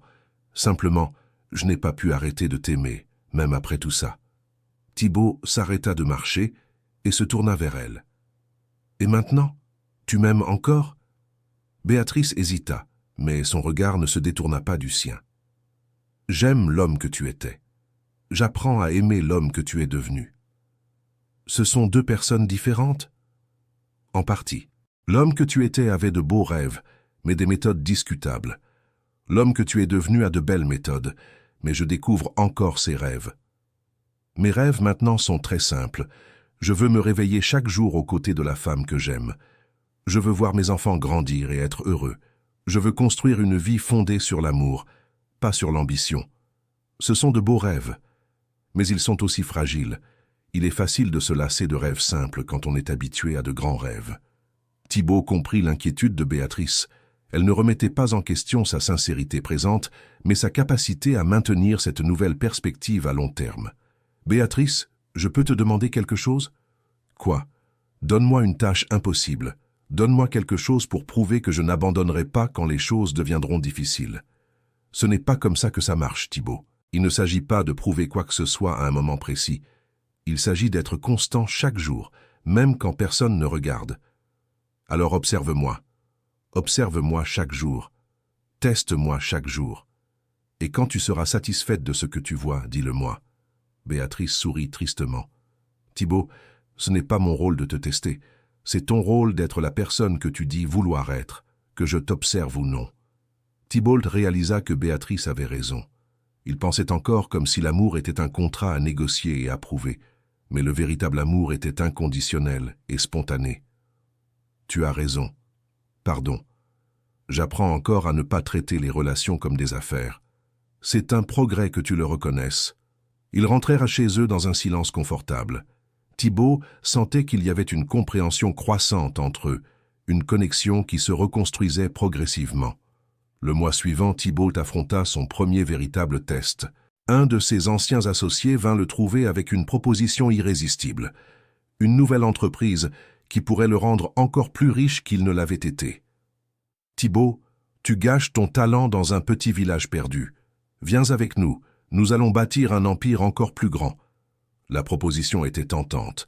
surtout parce qu'elle permettrait à Thibaut de garder sa résidence dans le petit village et de voyager seulement quand nécessaire. Thibaut demanda une semaine pour réfléchir à la proposition, mais il savait quelle serait sa réponse. Il voulait néanmoins être sûr de prendre la décision pour les bonnes raisons.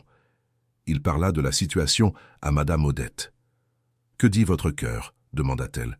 « Mon cœur veut rester ici, mais mon esprit n'arrête pas de penser à toutes les opportunités que je rate. Et lequel est le plus fiable, votre cœur ou votre esprit? Mon esprit m'a apporté la réussite professionnelle et la solitude personnelle. Mon cœur m'a ramené ici. Alors je pense que vous savez déjà lequel suivre. » Thibaut parla aussi de la proposition à Léa. « Qu'en penses-tu? Je devrais accepter? » « Je ne sais pas. C'est ta vie. Mais cela vous affectera aussi. Si j'accepte, je devrais voyager plus, j'aurai moins de temps ici.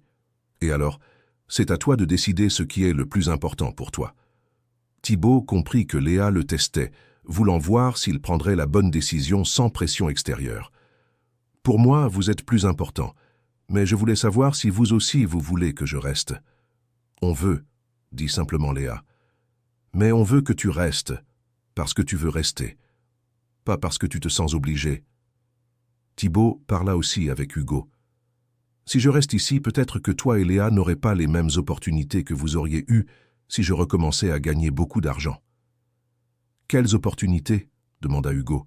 « De meilleures études, des voyages, des expériences que l'argent peut acheter. » Hugo réfléchit sérieusement. « Mais si tu pars gagner de l'argent pour nous donner des opportunités, tu ne seras pas là pour nous voir en profiter. » L'observation du garçon de 10 ans fut plus sage que toutes les analyses coût-bénéfice que Thibaut aurait pu faire. Enfin, Thibaut parla avec Béatrice. « La proposition est bonne ?» demanda-t-elle. « Très bonne. Financièrement, ce serait la décision la plus intelligente. Et personnellement ? Personnellement, ce serait répéter toutes les erreurs que j'ai commises avant. Alors quel est tout votre doute ?» Thibaut rit de la simplicité de la question. « Je n'ai aucun doute.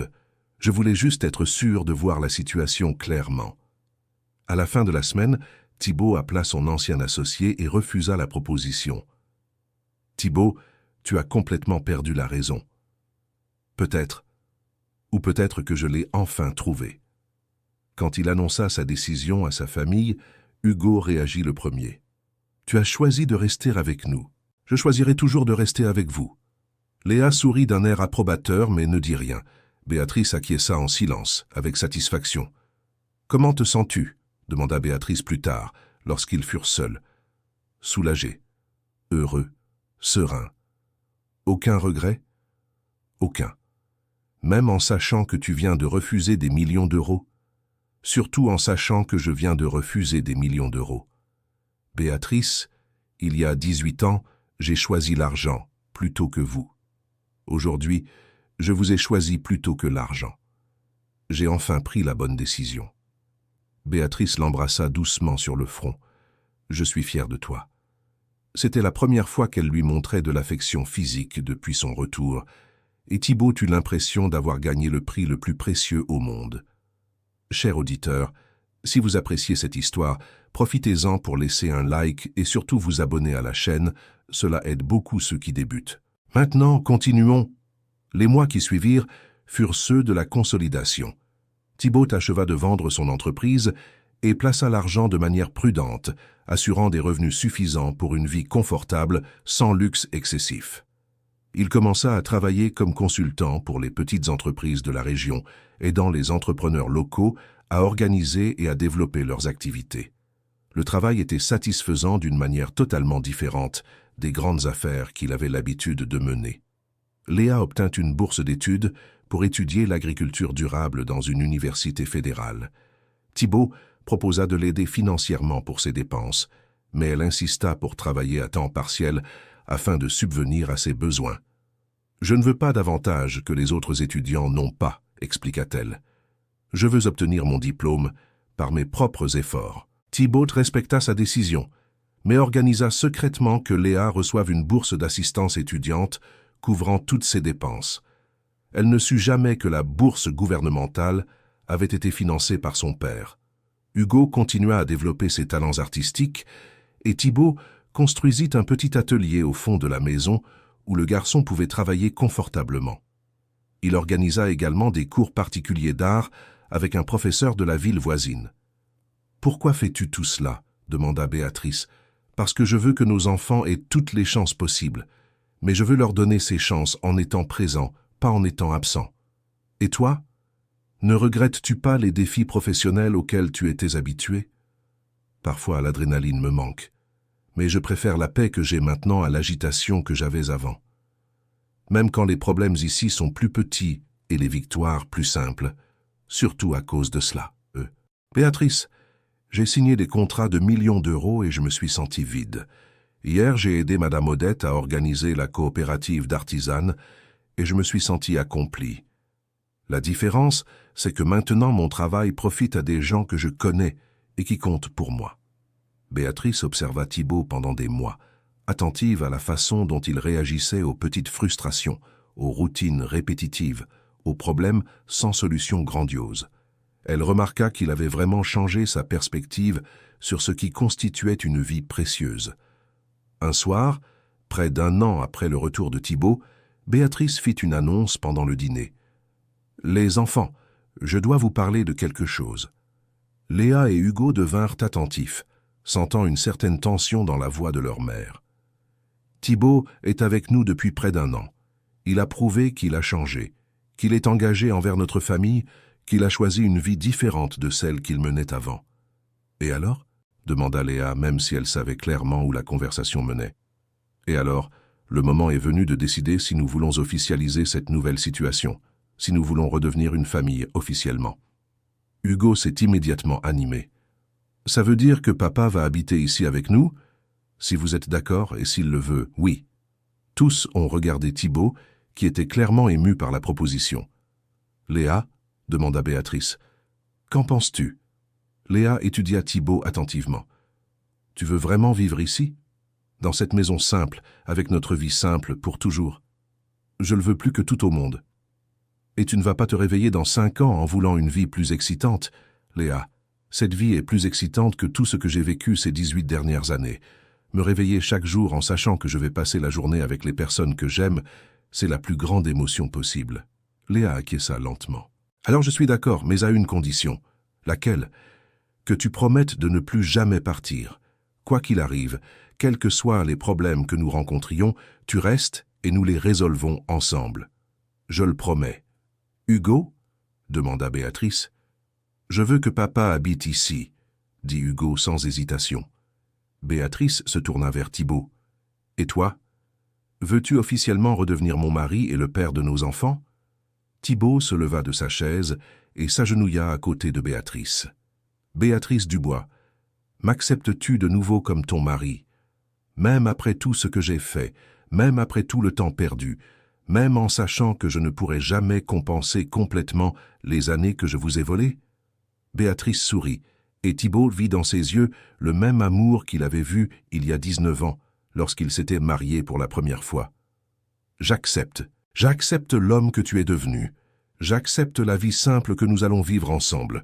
J'accepte de recommencer notre histoire à partir d'aujourd'hui. » Thibaut l'embrassa pour la première fois en 18 ans, tandis que Léa et Hugo applaudissaient, émus. « Ça veut dire qu'on va faire une fête de mariage ?» demanda Hugo. « Pas besoin de fête, » dit Béatrice.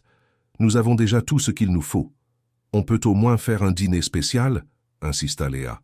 « On peut faire un dîner spécial, » approuva Thibaut. « Mais c'est moi qui cuisine. »« Tu sais cuisiner ?» demanda Hugo, surpris. « Non, mais je vais apprendre. C'est une compétence de plus qu'un père de famille devrait avoir. » Ils rirent ensemble, et Thibaut sentit qu'il était véritablement chez lui pour la première fois en 18 ans. La semaine suivante, Thibaut déménagea ses quelques affaires dans la maison de Béatrice. C'était un déménagement symbolique, puisqu'il y vivait pratiquement depuis des mois. Mais cela faisait une différence d'avoir son espace officiellement reconnu. « Où vais-je dormir ?» demanda-t-il, mi-badin, mi-sérieux. « Avec moi » répondit Béatrice simplement. « Nous sommes mari et femme à nouveau. »« Tu es sûr ? Tu ne veux pas plus de temps pour t'habituer à l'idée ?» Thibaut, tu as prouvé pendant des mois que tu avais changé. Je ne vais pas te faire dormir sur le canapé juste pour la forme. Et si je ronfle, ou si j'ai des manies dont tu ne te souviens pas, alors nous gérerons ça comme n'importe quel couple normal, avec patience et sens de l'humour. Cette nuit-là, Thibaut dormit dans le même lit que Béatrice pour la première fois en 18 ans.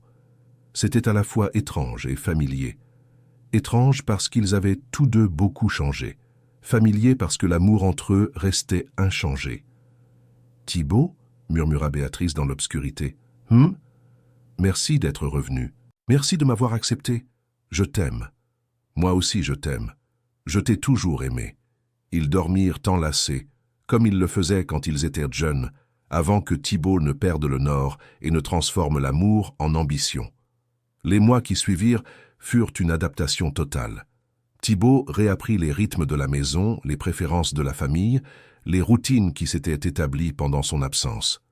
Elle a découvert qu'Anna, Léa, aimait prendre le thé seule en fin d'après-midi, tout en lisant ou en étudiant. Thibaut a respecté ce moment, mais a commencé à préparer le thé pour elle chaque jour, laissant la tasse fumante à côté de ses livres sans rien dire. Il a découvert que Juan, Hugo, aimait dessiner tard le soir quand la maison était silencieuse. Thibaut a commencé à veiller aussi, sans interférer dans le processus créatif de son fils, mais disponible au cas où le garçon voudrait montrer un travail ou poser des questions. Il a découvert que Maria, Béatrice, se levait avant l'aube tous les jours, non par nécessité mais parce qu'elle aimait avoir quelques minutes de silence avant que la journée ne commence. Thibaut a commencé à se lever avec elle, préparant du café et s'asseyant à côté d'elle sur la véranda, partageant le silence matinal. « Tu n'es pas obligé de te lever avec moi », a dit Béatrice un jour. « Je veux me lever avec toi. Je veux partager jusqu'au moment silencieux de ta vie. Ce n'est pas ennuyeux pour toi, juste rester assis sans rien dire. C'est le contraire d'ennuyeux, c'est la paix. C'est la première fois en 18 ans que je ressens une vraie paix. » Thibaut a aussi établi ses propres traditions. Chaque dimanche, il préparait un déjeuner spécial pour la famille, expérimentant de nouvelles recettes et essayant de recréer des plats que Béatrice avait mentionnés aimer. Chaque jeudi, il emmenait Hugo faire des promenades exploratoires dans la région, cherchant des paysages intéressants que le garçon pourrait dessiner. Chaque lundi, il aidait Léa avec ses études, offrant des perspectives pratiques sur la gestion rurale qui complétaient ses connaissances théoriques. Et chaque soir, avant de dormir, il racontait à Béatrice sa journée, les personnes qu'il avait aidées, les petits problèmes qu'il avait résolus, les satisfactions simples qu'il avait éprouvées. « Es-tu heureux ?» a demandé Béatrice un soir. « Je suis plus heureux que je n'aurais jamais imaginé pouvoir l'être. Même sans l'adrénaline des grandes affaires, même sans la reconnaissance publique, même sans la sensation de conquérir le monde. Béatrice, je pensais conquérir le monde, mais en réalité je perdais mon âme. Maintenant j'ai l'impression de me conquérir moi-même. Et c'est bien plus difficile et bien plus précieux que n'importe quel succès professionnel. Tu n'as pas l'impression de gaspiller tes talents ? J'utilise mes talents différemment. Avant, je les utilisais pour accumuler des richesses pour moi-même.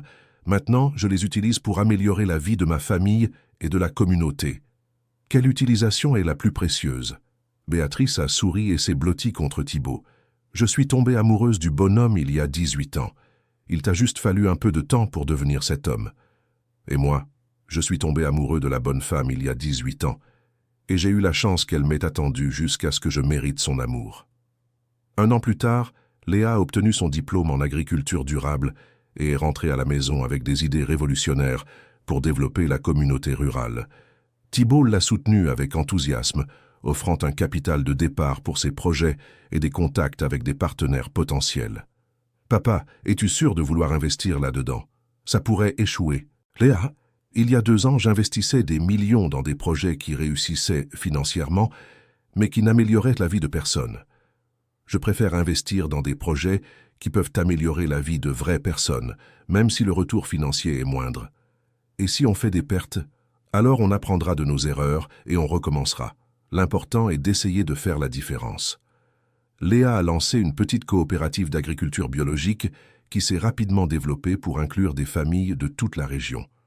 Thibaut a utilisé son expérience en affaires pour aider à structurer la coopérative, mais a veillé à ne pas dominer le processus. « Pourquoi ne prends-tu pas la direction ?» a demandé Léa. « Tu as bien plus d'expérience que n'importe lequel d'entre nous, parce que c'est ton entreprise, pas la mienne. Mon rôle est de soutenir et de conseiller, pas de diriger. Mais ce serait plus efficace si tu prenais les commandes. Ce serait plus efficace à court terme, mais moins durable à long terme. Vous devez développer vos propres capacités de leadership. Hugo a aussi développé ses talents artistiques, obtenant une reconnaissance régionale pour ses peintures de la vie rurale. Plusieurs galeries de la capitale ont montré de l'intérêt pour exposer ses œuvres. « Tu veux que j'accepte les offres des galeries ?» demanda Hugo. « Qu'est-ce que tu veux faire ?»« Je veux que mon art soit vu, mais je ne veux pas déménager à Lyon. Alors accepte les expositions, mais garde ta base ici. Tu peux voyager pour des événements spécifiques sans t'installer définitivement. C'est possible ? Bien sûr que c'est possible. Le succès artistique n'exige pas que tu abandonnes tes racines. » Thibaut aida Hugo à négocier des contrats avec les galeries qui permettaient au jeune artiste de garder sa résidence dans la petite ville tout en développant sa carrière. « Papa, merci de m'aider sans essayer de contrôler ma carrière. Hugo, j'ai fait cette erreur une fois dans ma propre vie, en laissant l'ambition professionnelle détruire mon bonheur personnel. Je ne te laisserai pas commettre la même erreur. Mais si je veux essayer de vivre à Lyon pendant un moment, pour avoir plus d'expérience, alors ce sera ton choix. Mais souviens-toi toujours que la maison est ici, que la famille est ici, et que tu peux toujours revenir. » 5 ans après le retour de Thibaut, la famille s'était complètement consolidée. Léa dirigeait une coopérative agricole prospère. Hugo était un artiste reconnu qui avait choisi de rester lié à ses origines, et Béatrice avait développé son école communautaire pour inclure des programmes d'alphabétisation pour adultes. Thibaut avait trouvé son but en aidant à développer des projets communautaires dans toute la région. Son nom était respecté non pour la quantité d'argent qu'il possédait, mais pour la qualité des programmes qu'il aidait à mettre en œuvre. « Tu regrettes ?» demanda Béatrice, par une nuit particulièrement étoilée. « Quoi ? D'avoir choisi cette vie, plutôt que celle que tu aurais pu avoir si tu n'étais pas revenu. » Thibaut considéra sérieusement la question. « Béatrice, j'avais la vie que tout le monde croit vouloir avoir. L'argent, le pouvoir, la reconnaissance, et j'étais profondément malheureux. Maintenant, j'ai une vie que la plupart des gens jugent ordinaire, et je suis complètement épanoui. Même les jours difficiles, même quand les projets échouent, même quand nous avons des problèmes financiers, surtout les jours difficiles. Parce que les jours difficiles, je vous ai à mes côtés. Avant, les jours difficiles, j'étais seul, peu importe combien de personnes étaient autour de moi. Et tu crois vraiment avoir fait le bon choix ? » Thibaut regarda la maison simple où il vivait, la femme à ses côtés, les voix de Léa et Hugo qui discutèrent dans la cuisine des plans pour le lendemain. « Béatrice, il y a 6 ans, j'étais un homme riche et seul. Aujourd'hui, je suis un homme aux moyens modestes et entouré d'amour. Quiconque choisirait la première option plutôt que la seconde serait un imbécile. Et si quelqu'un t'offrait la chance de revenir à ta vie d'avant, avec la garantie de garder ta famille aussi? Impossible, on ne peut servir deux maîtres. Soit tu choisis la richesse matérielle, soit tu choisis la richesse émotionnelle. J'ai choisi la richesse émotionnelle, et je ne l'ai jamais regretté. Même quand Hugo a eu besoin de soins médicaux coûteux et que nous avons eu du mal à payer, Thibaut se souvint de l'épisode de l'année précédente quand Hugo s'était cassé le bras et avait eu besoin d'une opération. Le coût avait été élevé et ils avaient dû utiliser une partie significative de leurs économies, même cela, parce que nous avons résolu le problème ensemble, en famille. Si j'étais encore l'homme d'avant, j'aurais résolu le problème tout seul, avec de l'argent, mais sans être présent pour soutenir Hugo pendant sa convalescence. Tu as été présent pendant toute sa convalescence. Exactement. Et cela a compté bien plus pour lui que n'importe quelle somme que j'aurais pu payer. Béatrice se blottit contre Thibaut, satisfaite de ses réponses. J'aime l'homme que tu es devenu, et j'aime la vie que nous avons construite ensemble. Ils restèrent silencieux un moment, appréciant la tranquillité de la nuit et la satisfaction d'une vie bien vécue. Thibaut, merci d'être rentré à la maison. Merci d'avoir fait de cette maison un endroit où il valait la peine de revenir.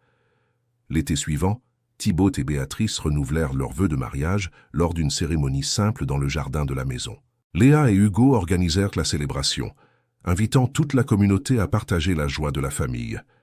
Madame Odette fut la maîtresse de cérémonie, Gaston fut le témoin, et les enfants de l'école communautaire formèrent la chorale. « Thibaut Laurent, dit Madame Odette solennellement, promettez-vous d'aimer et de protéger Béatrice dans la joie et dans la peine, dans la richesse et dans la pauvreté, dans la santé et dans la maladie, pour le reste de votre vie ?» « Je le promets, » répondit Thibaut en regardant Béatrice droit dans les yeux. « Et cette fois, je sais exactement ce que cette promesse signifie. »« Béatrice Dubois, Laurent, » continua Madame Odette, « promettez-vous d'aimer et de pardonner à Thibaut dans la joie et dans la peine, dans la richesse et dans la pauvreté, dans la santé et dans la maladie, pour le reste de votre vie ?»« Je le promets, » répondit Béatrice, car il a prouvé qu'il était digne de cet amour et de ce pardon. Lorsqu'ils s'embrassèrent pour sceller les vœux renouvelés, toute la communauté applaudit. Léa et Hugo coururent embrasser leurs parents, et Thibaut sentit que sa vie était enfin arrivée à l'endroit où elle aurait toujours dû être. Pendant la fête qui suivit, plusieurs personnes de la communauté s'approchèrent de Thibaut pour le remercier de sa contribution au développement de la région. « Thibaut, avant votre retour, notre communauté était stagnante. Maintenant, nous avons la coopérative, les programmes éducatifs, les projets de tourisme rural. Vous avez transformé notre réalité. »« Je n'ai pas fait cela tout seul, » répondit Thibaut. « C'est le travail de tous. J'ai seulement apporté quelques idées et un soutien financier. Mais vos idées venaient d'une expérience réelle, de quelqu'un qui connaît le monde des affaires. Cela a fait toute la différence. » Thibaut regarda autour de lui lors de la fête, voyant des visages souriants de personnes qu'il avait appris à connaître et à aimer comme une famille élargie. « Vous avez transformé ma réalité bien plus que je n'ai transformé la vôtre. » Ce soir-là, après que tous les invités furent partis et que la famille se détendait sur la véranda, Léa fit une observation qui toucha profondément Thibaut. « Papa, tu sais quelle est la différence entre l'homme que tu étais avant et l'homme que tu es maintenant ? » ?»« Laquelle ? Avant, tu voulais être important pour le monde entier. Maintenant, tu es important pour les bonnes personnes. Et c'est mieux ? C'est bien mieux. Parce qu'être important pour le monde entier ne signifie rien si tu n'es pas important pour ta propre famille. » Hugo approuva sa sœur. « Et parce que maintenant tu es vraiment heureux. Avant, dans les histoires que maman racontait, tu semblais toujours courir après quelque chose. Maintenant, tu as l'air satisfait de ce que tu as. » Thibaut réfléchit aux observations de ses enfants. « Vous avez raison. Avant, je courais toujours après quelque chose de plus d'argent, plus de succès, plus de reconnaissance. Maintenant, j'ai exactement ce qu'il me faut pour être heureux. »« Et de quoi as-tu besoin pour être heureux ?» demanda Béatrice. « Vous, cette maison, cette communauté, la possibilité de faire un travail qui compte vraiment, la certitude que je vis en accord avec mes vraies valeurs. » « Tes valeurs ont-elles beaucoup changé ? En fait, je pense qu'elles sont revenues à ce qu'elles étaient à l'origine. Quand j'étais jeune, je valorisais la famille, la communauté, le travail honnête. À un moment donné, je me suis convaincu que l'argent et le statut étaient plus importants. Maintenant, je sais que j'avais tort. « Et si nos enfants choisissent un chemin différent ?» demanda Béatrice. « Si Léa décide d'étendre la coopérative pour en faire une grande entreprise ? Si Hugo décide de vivre à Paris pour devenir un artiste mondialement célèbre ? Alors je vais les soutenir complètement, parce que je serai présent pour les soutenir. La différence n'est pas la voie qu'ils choisissent, mais si je suis là pour cheminer avec eux. » 10 ans après le retour de Thibaut, la famille s'était agrandie. Léa s'était mariée avec un agronome qui partageait sa passion pour l'agriculture durable, et ils eurent 2 enfants. Hugo s'était marié avec une institutrice de l'école communautaire et eut aussi une fille. Thibaut devint grand-père à 55 ans et découvrit que ce rôle lui allait naturellement. Il adorait passer du temps avec ses petits-enfants, leur enseignant les mêmes compétences pratiques qu'il avait enseignées à Léa et Hugo. « Papy, tu étais vraiment très riche avant ?» demanda le petit-fils aîné, le fils de Léa. « Oui. Et ça ne te manque pas d'être riche ?» Thibaut réfléchit soigneusement avant de répondre. « Tu sais, je pensais qu'être riche signifiait avoir beaucoup d'argent. Mais maintenant, je sais qu'être riche signifie avoir une famille qui t'aime, de vrais amis, un travail qui fait la différence dans la vie des gens, et du temps pour profiter de tout cela. Alors, tu es encore riche ? Je suis bien plus riche maintenant qu'avant. Mais comment ? Si tu as moins d'argent ? Parce que l'argent n'achète que des choses. Mais ce qui compte vraiment dans la vie ne peut pas s'acheter. Cela doit se construire jour après jour avec amour et dévouement. La petite fille d'Hugo, qui écoutait la conversation, s'approcha. « Papy, est-ce que tu regrettes d'être parti quand papa et tante Léa étaient petits ?» C'était une question directe que Thibault recevait de temps en temps de ses petits-enfants. Il répondait toujours avec honnêteté. « Je le regrette beaucoup. C'était la plus grande erreur de ma vie. » « Alors pourquoi as-tu fait cela ?» « Parce que j'étais confus sur ce qui comptait vraiment. J'ai pensé qu'en gagnant beaucoup d'argent, je pourrais offrir une vie meilleure à ta grand-mère et à tes parents. Mais en réalité, la seule chose qu'ils voulaient était que je reste avec eux. Et maintenant, tu comprends cela ? Maintenant, je le comprends parfaitement. La chose la plus précieuse que je puisse vous donner n'est pas de l'argent ou des cadeaux coûteux. C'est ma présence, mon attention, mon amour. C'est pour ça que tu joues toujours avec nous et que tu nous apprends des choses. Exactement, parce que ces moments avec vous sont les plus précieux de ma vie. Thibault tint sa promesse de ne plus jamais partir. Même lorsqu'il reçut des invitations tentantes pour retourner dans le monde des affaires, même lorsqu'il fit face à des difficultés financières, même lorsque la vie dans la petite ville devenait routinière, il resta. Il resta quand Léa traversa une grossesse difficile et eut besoin d'un soutien constant. Il resta quand Hugo traversa une crise créative et remit en question son talent artistique. Il resta quand Béatrice développa des problèmes de santé liés à l'effort excessif des années où elle éleva seule les enfants. Il resta parce qu'il avait appris que l'amour véritable n'est pas un sentiment qui va et vient avec les circonstances, mais un choix que l'on fait chaque jour, surtout les jours difficiles. Pour son 60e anniversaire, Thibault réfléchit aux 2 décennies qu'il avait passées dans la petite ville depuis son retour. Il avait construit une vie complètement différente de celle qu'il avait imaginée quand il était jeune et ambitieux. Une vie plus modeste en termes de reconnaissance mondiale, mais infiniment plus grande en termes de satisfaction personnelle. La coopérative de Léa desservait désormais plusieurs régions et était devenue un modèle national d'agriculture durable. Les œuvres d'Hugo se trouvaient dans des musées de plusieurs villes, mais il gardait son atelier dans la maison où il avait grandi. L'école de Béatrice s'était agrandie et offrait désormais une éducation de qualité aux enfants et aux adultes de toute la région. Et Thibault était devenu une figure respectée dans la communauté, non pas pour sa richesse, mais pour son dévouement constant au bien-être collectif. « Es-tu satisfait de la vie que nous avons construite ?» demanda Béatrice le soir de l'anniversaire. « Plus que satisfait. Je suis reconnaissant. » « Reconnaissant de quoi ? Que tu m'aies donné une seconde chance, que nos enfants m'aient accepté à mon retour, pour avoir découvert qu'il n'est jamais trop tard pour faire les bons choix. Et si tu pouvais changer quelque chose ? Je ne changerais qu'une chose. Je ne serais pas parti au début. Je serais resté ici depuis toujours à construire cette vie à vos côtés dès le commencement. Mais si tu n'étais pas parti, peut-être n'aurais-tu jamais appris la valeur de ce que tu avais ici. Peut-être. Ou peut-être l'aurais-tu apprise d'une façon moins douloureuse pour nous tous. Béatrice réfléchit à cela. Thibault, tu sais ce que j'ai appris pendant toutes ces années ? Quoi ? Que parfois les gens ont besoin de se perdre pour se trouver. Tu t'es perdu dans l'ambition, mais tu t'es trouvé toi-même dans l'amour. Et maintenant tu es un homme meilleur que tu n'aurais pu l'être si tu n'avais jamais traversé ce chemin. Tu y crois vraiment ? J'y crois. Le Thibault qui est rentré à la maison est plus sage, plus humble, plus reconnaissant que le Thibault qui est parti. L'expérience t'a changé en mieux, même si elle a été douloureuse. Thibault pesa les paroles de Béatrice. Elle avait raison. Ses années d'ambition excessive lui avaient enseigné de précieuses leçons sur ce qui comptait vraiment dans la vie. Des leçons qu'il n'aurait peut-être pas apprises autrement. Alors tu ne regrettes pas de m'avoir attendu. Je ne l'ai jamais regretté, parce que je savais que l'homme que j'avais aimé existait encore à l'intérieur de l'homme ambitieux que tu étais devenu. Il avait juste besoin de retrouver le chemin de la maison. Et maintenant ? Maintenant suis-je vraiment chez moi ? Maintenant tu es le foyer. Toi, moi, nos enfants, nos petits-enfants, cette communauté que nous avons aidé à construire. Nous sommes tous une famille élargie, et tu en es un membre essentiel.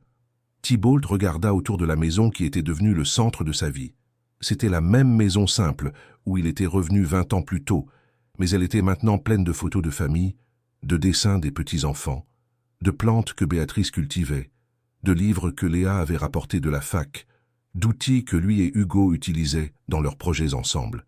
« Cette maison est petite pour tant de bonheur, » dit-il en souriant. « Le vrai bonheur n'a pas besoin de beaucoup d'espace, » répondit Béatrice. « Il a seulement besoin de cœurs ouverts. » Et ainsi, Thibault Laurent acheva son chemin.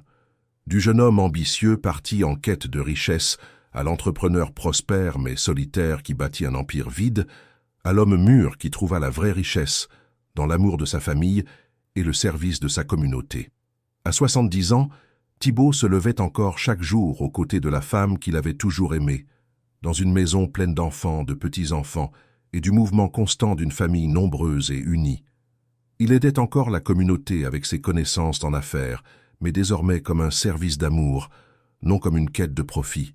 Il affrontait encore des défis et des difficultés, mais maintenant avec le soutien inconditionnel de personnes qui tenaient vraiment à lui. Et il se rappelait encore chaque jour la leçon la plus importante qu'il avait apprise, que le vrai chez-soi n'est pas un lieu géographique, mais un état émotionnel que l'on crée quand on choisit d'aimer et d'être aimé, quand on choisit de servir plutôt que d'être servi, quand on choisit d'être présent plutôt que d'être prospère.